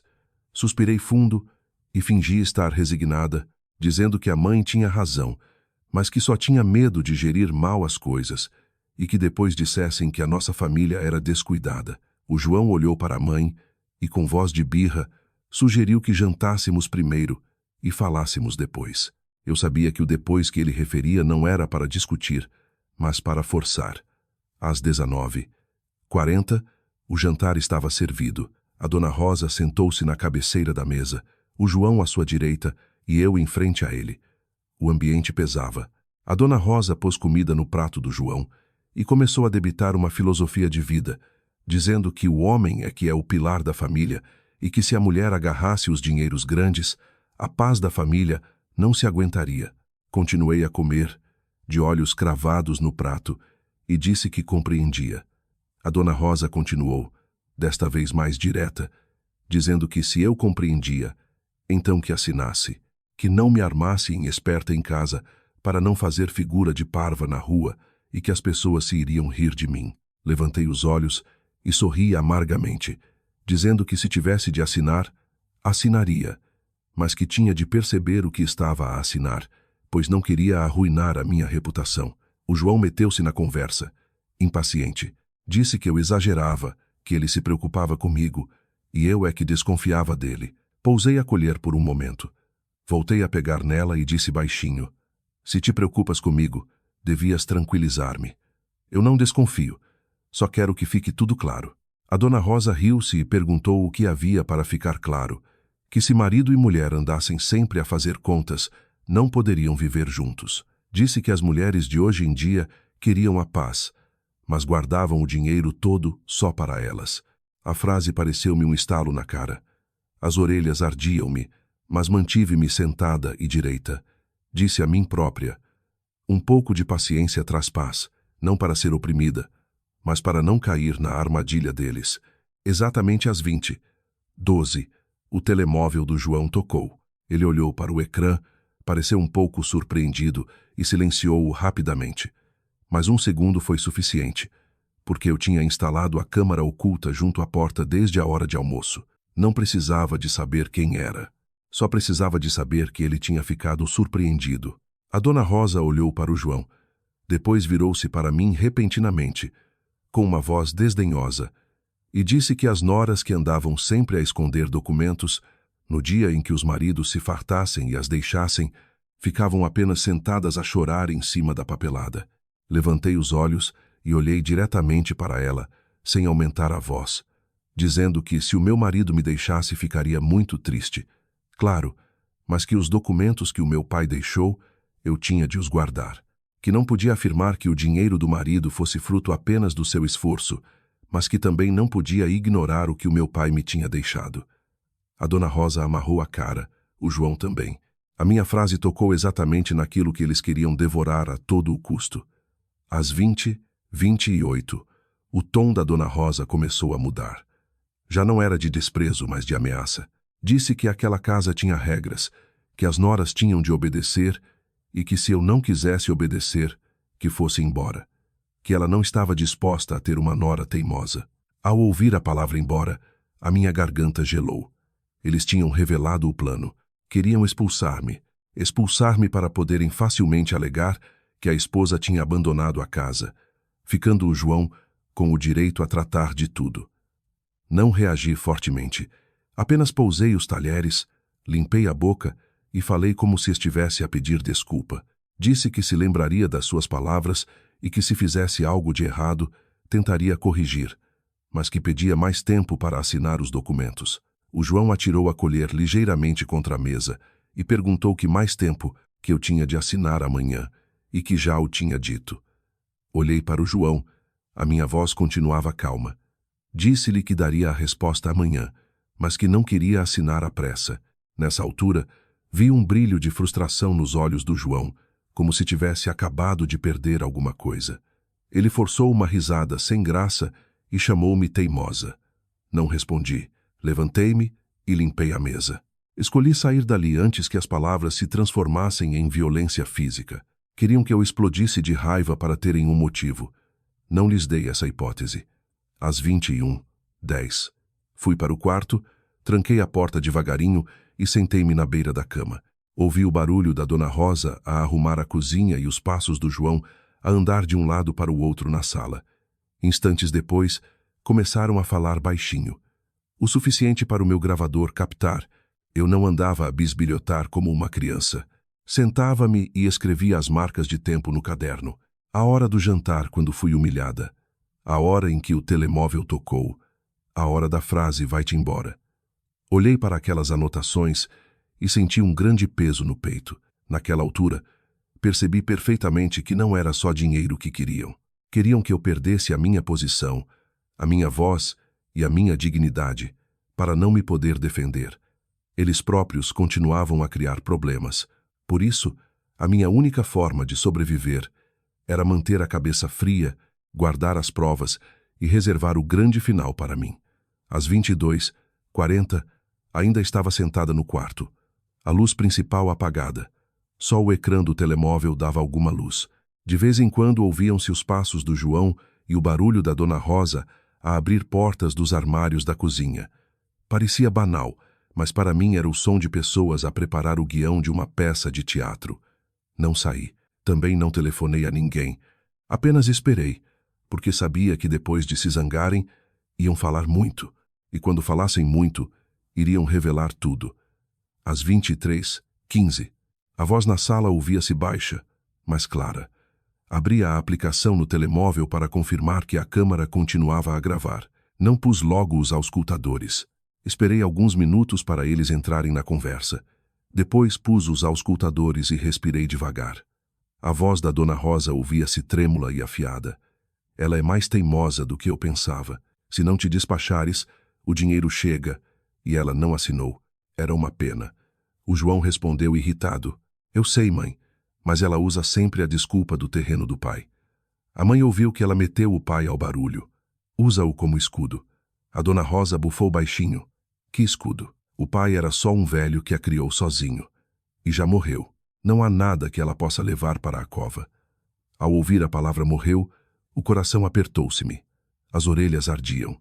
Pensava que já estava preparada para tudo, mas quando tocaram no meu pai, todo o meu corpo arrefeceu. Na gravação, o João deu uma gargalhada amarga e continuou, dizendo que só queria que eu assinasse e que, se assinasse, me atirava para fora de casa, para eu não ficar ali sentada a dar-lhes lições. A Dona Rosa continuou com um tom arrogante, dizendo que as mulheres, quando são atacadas no seu orgulho, ficam destruídas. Prometeu armar confusão no dia seguinte e gritar para os vizinhos todos ouvirem que eu era uma nora malcriada que arranjava sarilhos, e que, com medo de passar vergonha, eu acabaria por assinar. O João ficou em silêncio por uns segundos, como se pensasse. Depois baixou a voz grave de quem tem medo que o ouçam. Disse que só tinha medo de que eu desconfiasse da questão do meu pai. Fiquei estupefata. Apertei os auscultadores com tanta força que me doeram as mãos. A Dona Rosa respondeu logo, a perguntar de que questão. O João disse as palavras devagar, como se estivesse a falar de algo que não lhe dizia respeito. Naquela vez, ele teve um ataque cardíaco. Eu mexi nos medicamentos dele. Escondi-os por um bocado. Só foi preciso um pequeno atraso e tudo acabou. Nunca esperei que ele repetisse aquelas coisas. Fiquei paralisada. Todo o meu corpo pareceu ser atirado para a água gelada. Conseguia ouvir claramente o sangue a ferver nos meus ouvidos. Ouvi a minha respiração ofegante, com os olhos bem abertos a fitar a escuridão à minha frente. Escondi-os por um bocado. Tudo acabou. Aquelas frases tornaram-se numa faca que me apunhalou bem fundo na alma. Lembrei-me do dia em que o meu pai morreu. O céu também estava nublado, tal como no dia em que eu voltei mais cedo. O meu pai teve o ataque em casa. Fiquei em pânico e corri à procura dos medicamentos. Abri a gaveta, mas não estavam lá. Telefonei ao João. Ainda era meu namorado. Ele chegou rápido, com a cara pálida a fingir pânico. Levou o meu pai ao colo para o carro e disse para ele aguentar. Quando chegamos ao hospital, o médico abanou a cabeça. Tapei a cara e chorei. Culpava-me a mim mesma por ter chegado tarde. Culpava o destino cruel. Acreditei que o João era o meu salvador, a pessoa que estava lá quando fiquei desfeita. Mas afinal ele estava lá porque tinha sido o autor daquilo tudo. Mordi o lábio até fazer sangue, mas não senti dor. A dor não era nada comparada com as frases seguintes. A dona Rosa riu-se, um riso seco. Disse que ele já tinha escondido a medicação e que o homem já estava morto. Por isso, o que é que havia para discutir? Que ele tinha sido esperto e conseguido. Se aquilo não tivesse acontecido, ele não conseguiria entrar na família dela se ela não estivesse fragilizada, nem ela teria concordado em casar com ele tão depressa. Mais do que uma suspeita, isto não era apenas um palpite, era uma confissão nua e fria, como se estivessem a falar de matar uma galinha. O João respondeu com uma voz tão calma que me pôs os pelos em pé. Disse que na verdade nem queria, mas que tinha sido a mãe a dizer-lhe que, para ter uma esposa com herança, tinha de usar um atalho, e que ele só obedeceu. A dona Rosa sublinhou as suas palavras. Disse que se desse um passo em falso, seria pobre a vida toda. Por isso, ele teve de planear bem. Se os 500.000 euros me calhassem a mim, como é que poderiam viver bem? Aquelas oportunidades só aparecem algumas vezes na vida. O João suspirou e disse que me ia forçar, que eu era boa e amava o marido e tinha medo de escândalos. Por isso só precisava de me assustar, ameaçar com divórcio ou de fazer queixa, e eu desistiria. A dona Rosa baixou a voz, como a tirar uma conclusão. Se eu desistisse, de certo assinaria, e ela encenaria tudo no dia seguinte. Avisou-o para dizer a Joana para não se mostrar muitas vezes, para eu não ficar zangada e fazer alguma loucura, e que deixassem a gravidez da Joana servir de escudo. Tirei os auscultadores, faltava meu ar. O rosto do meu pai a agarrar o peito, pálido, a chamar o meu nome, veio-me à cabeça, e as minhas mãos em pânico, à procura do medicamento em vão. Aquela lembrança, antes era uma ferida. Agora era a prova de um homicídio. Às 23:18, forcei-me a levantar e fui à casa de banho. Abri a torneira e molhei a cara. A água fria escorreu pelo pescoço, mas não conseguiu aliviar o meu choque. Olhei para mim no espelho. Os olhos vermelhos, os lábios a tremer. Mas o meu olhar tinha mudado completamente. Já não era o olhar de uma esposa traída, mas sim o de uma filha que acabava de descobrir que o pai morrera por causa de alguém. Voltei para o quarto, sentei-me à secretária e abri o caderno. Pela primeira vez não escrevi apenas uma marca de tempo, mas uma linha que me pesou nas mãos. 23:15.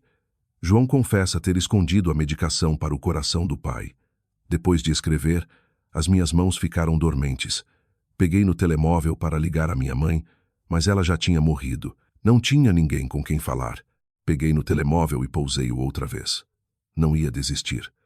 Abri a lista de contactos e procurei o número da tia Teresa, mas parei. Ela só me ajudaria com os documentos. Não aguentaria um problema desta dimensão. Precisava das autoridades. Precisava da justiça. Quase à meia-noite, fiquei sentada em silêncio por um longo tempo, com base na data e na hora. Guardei-a em 2 sítios diferentes do computador. Também apontei as ideias principais do que disseram em papel. Não acrescentei nada, não pus emoções, tal como eles tinham dito.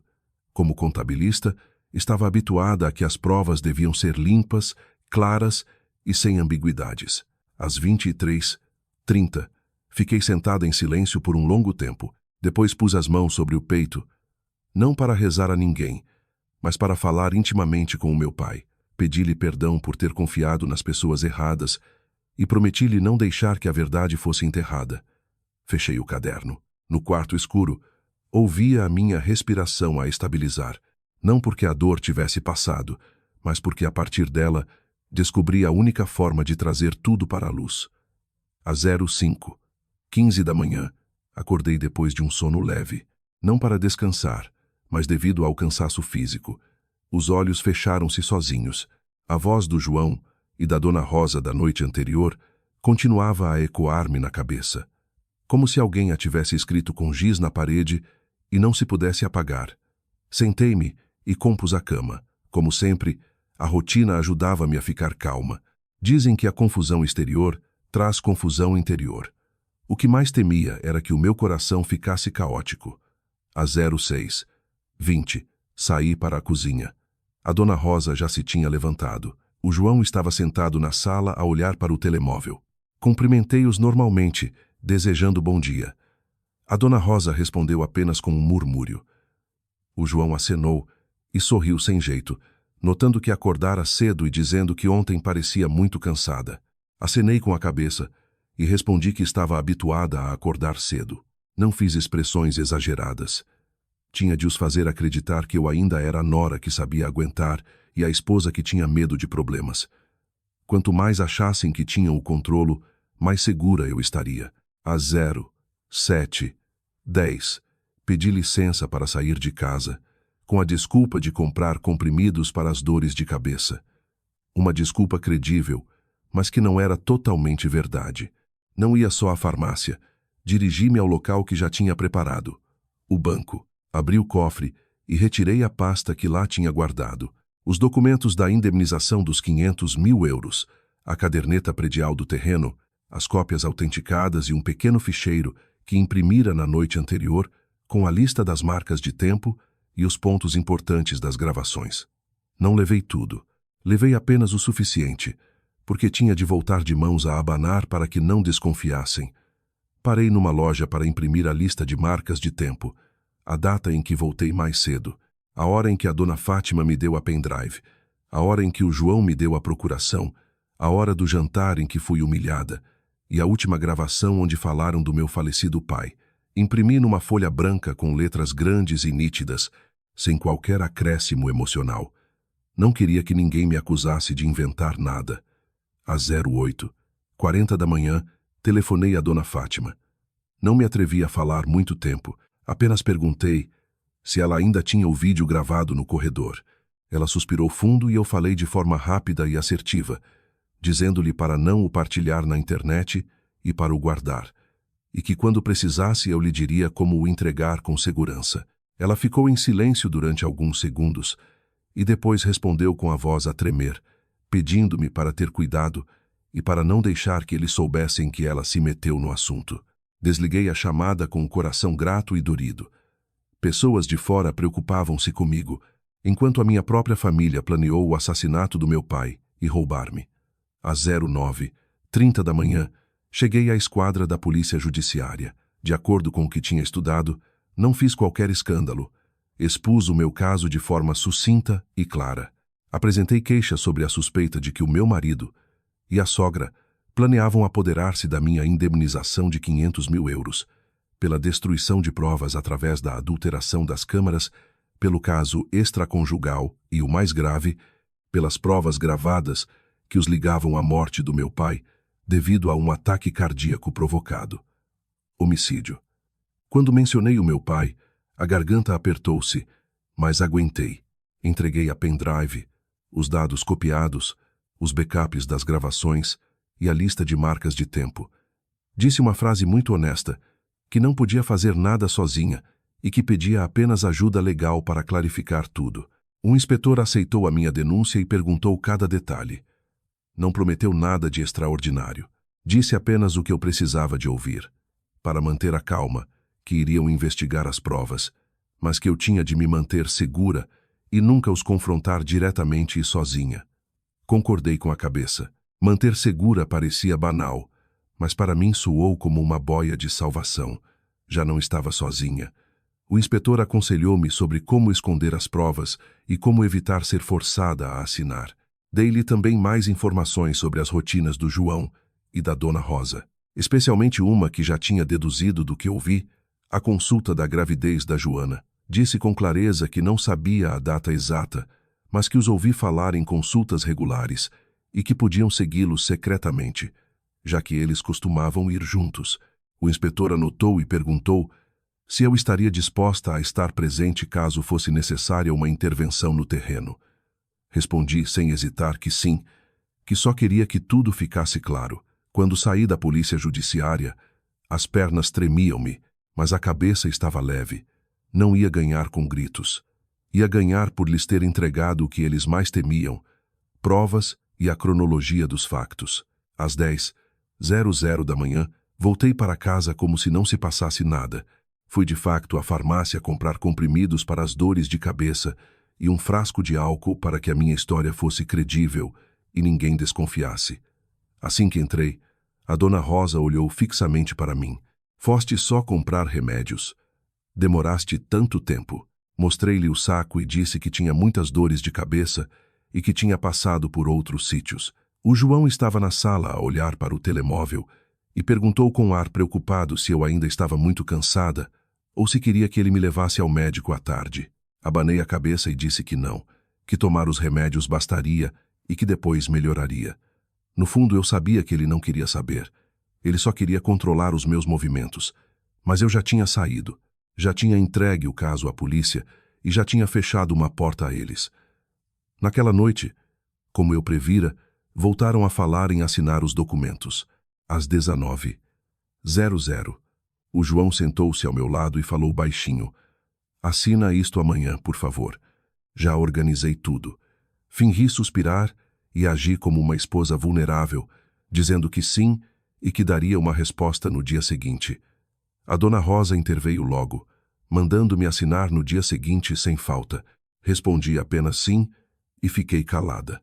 Quanto mais calada eu ficava, mais eles pensavam que eu já tinha cedido. Naquela noite, fiquei deitada de costas para o João. Ao ouvir cada movimento seu, já não tremia como dantes. Só me focava numa coisa: manter aquele ritmo de vida normal até que a armadilha se fechasse no hospital.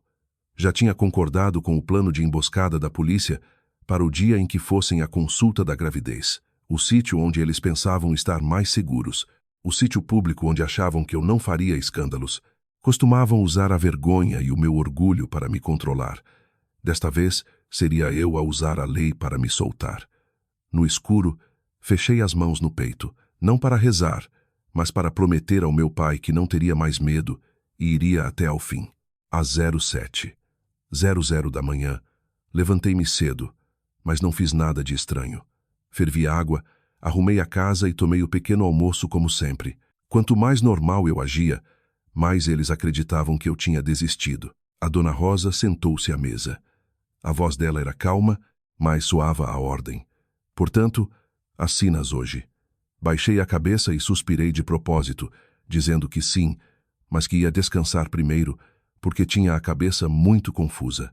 A dona Rosa olhou para mim de soslaio e disse que se eu estava confusa, devia despachar-me a assinar, e que as noras que retêm os direitos da família só arranjam sarilhos para si próprias.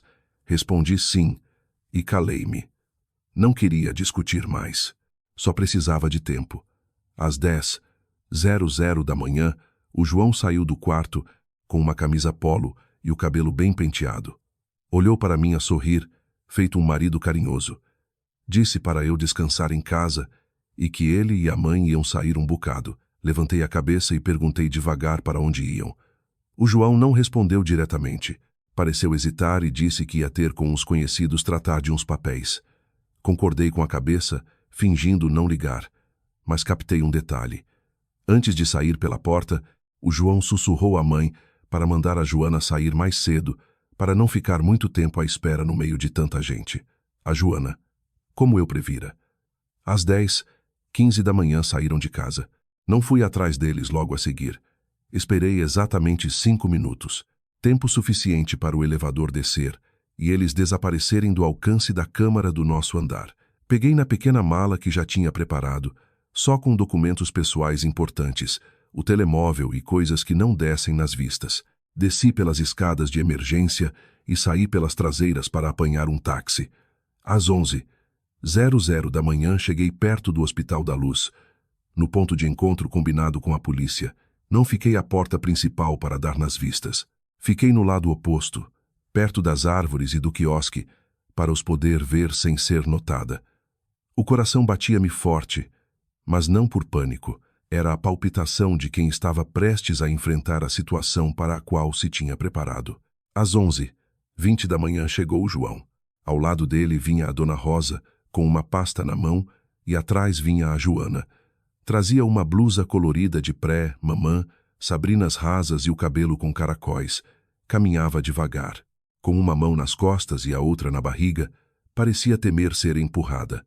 A cena, vista por alguém de fora, podia passar a ideia de um marido atencioso a acompanhar a esposa grávida à consulta. Só que aquele marido era o meu. O João curvou-se e sussurrou algo a Joana. A Joana sorriu e concordou com a cabeça. A Dona Rosa ia ao lado deles. Avisava-os de vez em quando, como se fosse uma verdadeira mãe preocupada. Os três andavam tão normalmente que me pareceu hilariante. Ridículo, porque durante todo o tempo eu fiz os possíveis para manter a paz em casa, enquanto eles formavam outra família sobre as minhas costas. Às 11h30 da manhã, sentaram-se na sala de espera. O João tirou uma senha. A Dona Rosa comprou uma garrafa de água e a Joana sentou-se a fazer festas na barriga. Observei aquilo tudo com a garganta apertada. Já não por ciúmes, mas por vergonha. Vergonha por mim mesma, por ter confiado neles. Vergonha pelo meu pai, por eu ter entregue a minha vida às pessoas erradas. Respirei fundo e avancei. Não andei muito rápido nem muito devagar. Caminhava como alguém que vem ao hospital resolver os seus assuntos. A cada passo dizia a mim própria para ter calma e não falar muito, e deixar que as provas e a polícia fizessem o resto. Fiquei de pé a uns metros de distância. A Dona Rosa virou a cabeça e viu-me. Os olhos dela abriram-se de espanto. Levantou-se imediatamente e a sua voz tornou-se aguda. O que é que estás aqui a fazer? Ao ouvir o alarido, o João virou-se logo. Ficou com a cara tão pálida que parecia um fantasma e os lábios tremiam-lhe como um ladrão apanhado em flagrante. A Joana também levantou a cabeça, piscou os olhos várias vezes e agarrou-se à barriga. Fitei o João com o olhar. A minha voz continuou calma e disse-lhe que tinha vindo ao hospital, pois havia algo que precisava de ser clarificado. O João deu um passo à frente e baixou a voz, como se quisesse puxar-me para um lugar afastado. Mariana, vamos para casa. Está muita gente aqui. Só dás barraca. Respondi-lhe de imediato, perguntando se ele tinha medo da barraca ou de ser descoberto. O João ficou paralisado. A Dona Rosa meteu-se e gritou, de propósito para as outras pessoas ouvirem, dizendo que eu era uma mulher louca de ciúmes, que estava a inventar coisas para destruir a vida dos outros. Não discuti. Não me pus a discutir como eles queriam. Só fiquei ali a olhar para a Dona Rosa e pedi-lhe para me explicar por que razão estava ela a acompanhar a colega de negócios do João à consulta e por que a tratava como família. A Dona Rosa bateu no peito e disse que acompanhava quem lhe apetecesse e a quem amava, e que eu não tinha nada a ver com isso. Nessa altura, a Joana começou a falar, com voz chorosa, a implorar para eu não fazer aquilo, que estava grávida e não devia forçá-la. Olhou para o João à espera de proteção. O João, em pânico, pediu-me para falar de tudo em casa e não fazer escândalo ali. Instantes depois, o meu advogado e um inspetor da Polícia Judiciária, com quem já tinha coordenado, aproximaram-se de mim. O meu advogado estendeu a notificação formal e a cópia do processo que apresentamos. O rosto do João ficou sem cor. Sorri friamente e expliquei-lhe a situação. Disse-lhe que a polícia já tinha todas as provas da fraude que ele planeara para me roubar 500 mil euros, e o que era pior, o que ele fez ao meu pai. E mandei-o aguardar a notificação, pois ver-nos, íamos em tribunal. O ambiente ali pareceu ter ficado sem oxigênio. O João ficou de boca aberta. A Dona Rosa estagnou, para logo a seguir começar a gritar a Deus que eu lhe estava a faltar ao respeito e que não tinham feito mal a ninguém. Depois de entregarmos a documentação, eu e o meu advogado viramos as costas, de cabeça erguida. Já não íamos discutir. O próximo encontro já não seria no hospital, mas no Ministério Público, na audição preliminar. Passaram-se algumas semanas. Na sala de inquérito do Ministério Público, sentei-me de costas direitas, com as mãos cruzadas no colo. O estranho é que eu não tremia como imaginava, talvez porque já tivesse tremido muito nos últimos dias. Agora era a altura de deixar os factos falarem. O João estava sentado à minha frente com a cara tensa e os olhos esgazeados a percorrer a sala. A Dona Rosa estava um pouco mais ao lado. Apertava repetidamente a ponta da camisola, como se procurasse uma saída. A Joana estava sentada a um canto com um guarda, a avaliar-lhe o estado, para se certificar do seu bem-estar devido à gravidez. Ela ainda agarrava a barriga, mas o seu olhar já não era de vítima inocente, desde que percebeu que as suas lágrimas já não a safavam. O procurador da República iniciou a sessão de forma tranquila, dizendo que as diligências eram baseadas no relatório e nas provas apresentadas por mim, Mariana. Pediu para colaborarem, e caso não soubessem das coisas, deveriam dizê-lo.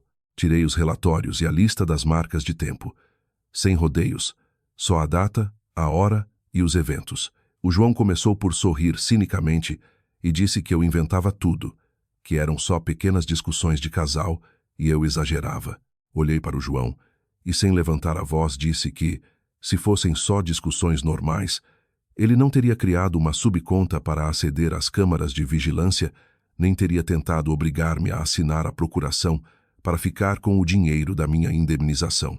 Os cantos dos olhos do João pestanejaram e a Dona Rosa atalhou, dizendo que o que eu dizia não passava da obrigação, pois que esposa não dava uma procuração ao marido. O procurador bateu levemente com a caneta na mesa, a exigir silêncio, e lembrou que se tratava de um inquérito e fariam perguntas de acordo com as provas.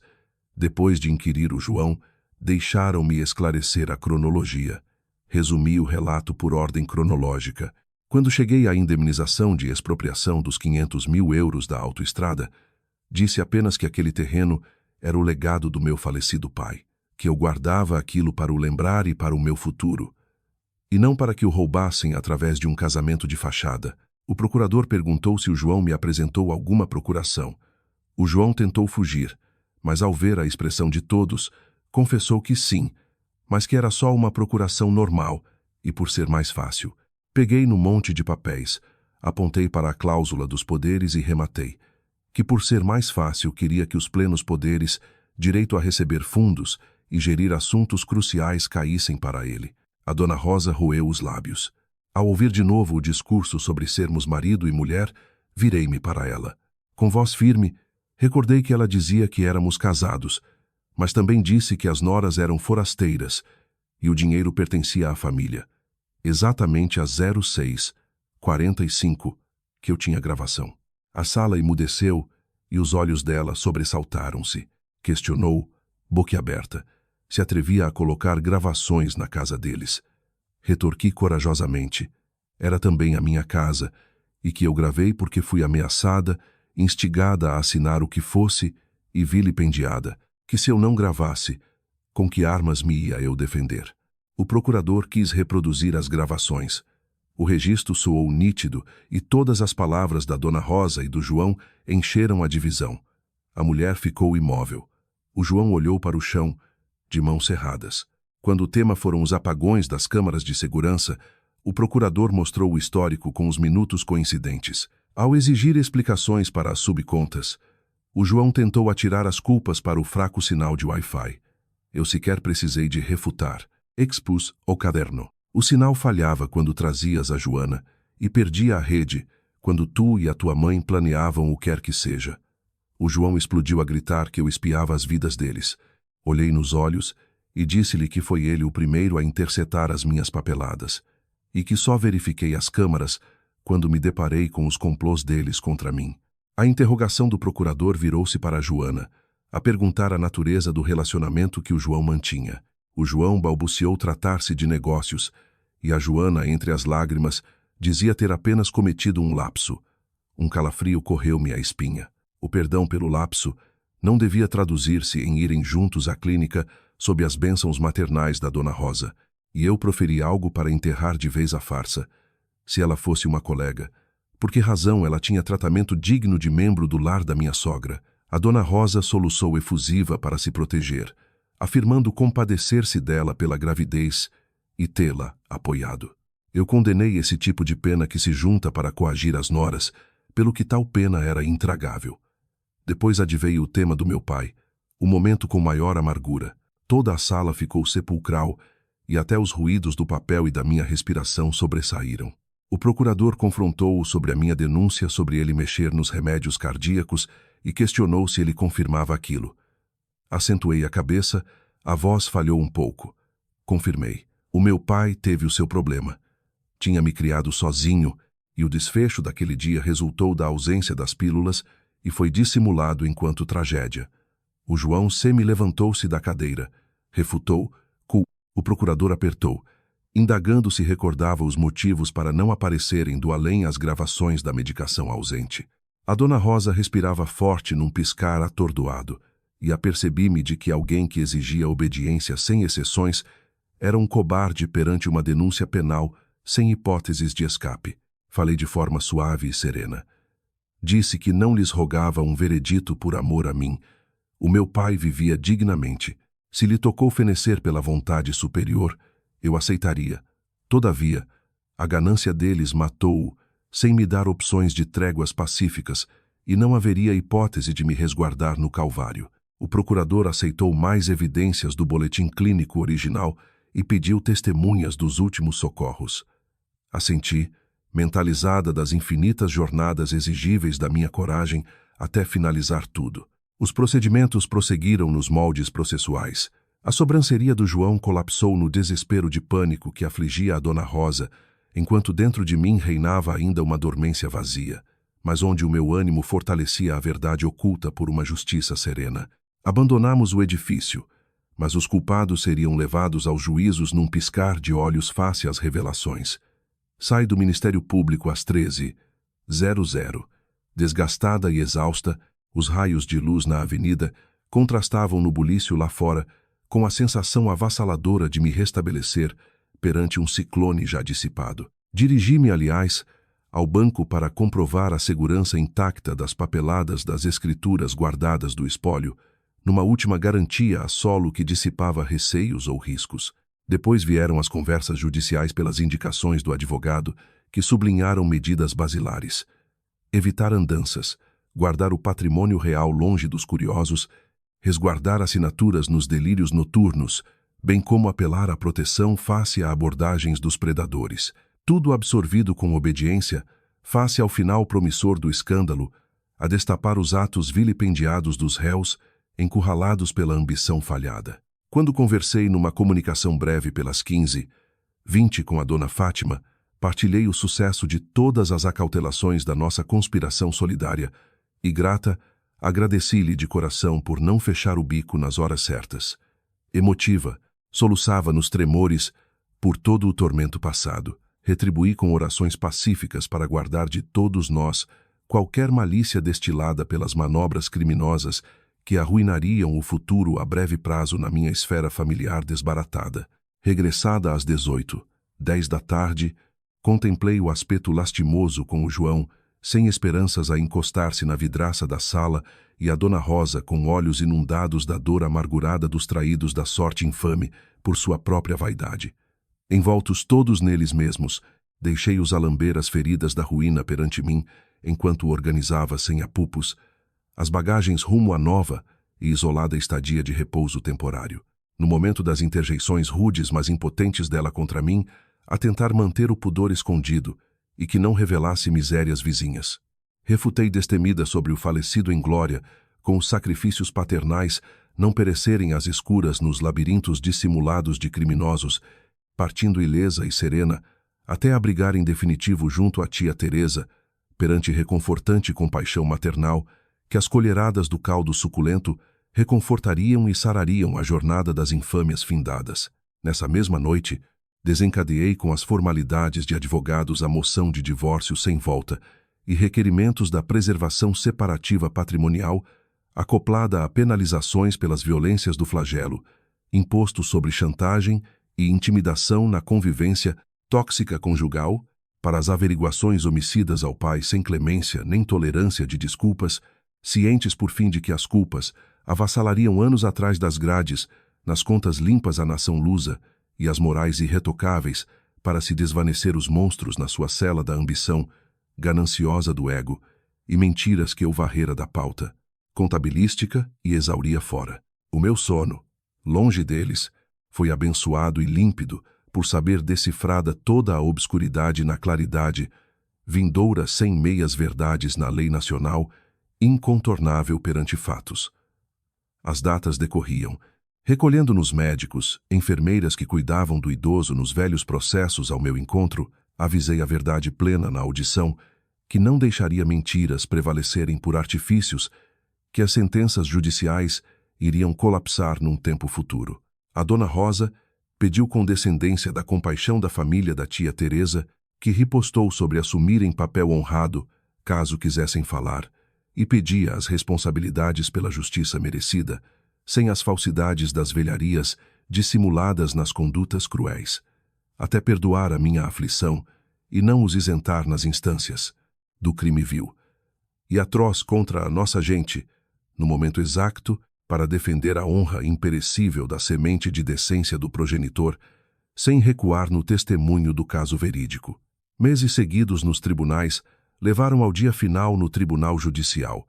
Fiquei diante dos acusados serena e formalizada num ambiente que só me redimiria enquanto filha, entregando todos os documentos para fechar os contornos macabros revelados na gravação original, com a cronologia indesmentível que anulou pretextos absurdos de pânico temporário das ações criminosas das ocultações das pílulas vitais, subtraídas covardemente em horas derradeiras que as condenações abençoariam sob ordens inquebráveis dos tribunais da lei, em vigor a penalizar duras décadas perante o povo. As condenações somaram-se como desígnios tristes da lei imperiosa, com o acumulado de 15 anos enclausurados a espiar no estabelecimento prisional perante homicídio, tentativas de furto, burlas e perturbações domésticas aplicadas no rol criminal, onde toda a hipocrisia findou, para além da reclusão das suas culpas e condenação extensiva de ambos à lei em rigor dos magistrados, a não perdoar mais manipulações baratas da vida, ceifada no esquecimento, sem piedade do pai solteiro, outrora a respirar. A colega teve desfecho no cumprimento dos regulamentos, sob alçada tutelar nos resguardos com o estado penal adequado das falsificações encobridoras. Ao abandonar as instalações para trás sem ódios e sem pena das almas condenadas nos limites de uma família artificial arruinada nas engrenagens das consequências lógicas e infalíveis, a justiça divina abrandou um peso de toneladas às minhas costas, aliviada e redimida de culpas com orgulho próprio restabelecido. Recebida a confirmação da indemnização expropriativa de todos os euros originais, com que a legalidade despojara as avarezas ilusórias, com um divórcio sacramentado em paz das tempestades infames, até fechar um capítulo para recomeçar o respirar num farol longínquo do Algarve, nas praias sossegadas na casa pequena de Tavira da planície solarenga, sob as premissas intemporais. Vendi a propriedade de Lisboa de alma, leve face a todos os pormenores cruéis dissipados, e apaguei da vida aquelas reminiscências para o renascimento pacificado. Enviei fundos em forma de doações como afeto e bênção eterna, no coração generoso da Fátima pelos perigos desbravados, em silêncios que reverteram os pesadelos obscuros da vida, num conselho vital no rés do chão salvador, para ser livre eternamente num percurso leal, acabou sem amarguras e a defender sem pudor os papéis com clareza nos trilhos honestos, para nunca sucumbirmos à passividade dos vulneráveis fracos, e aceitar perigos com destemor, agradecida pelo sol dourado que encerra sempre mais um capítulo, sem deixar de nos fortificar perante as agruras dos infelizes, a espreitar na calada da noite, até mais dias auspiciosos num novo recomeço inabalável, perante um coração resiliente.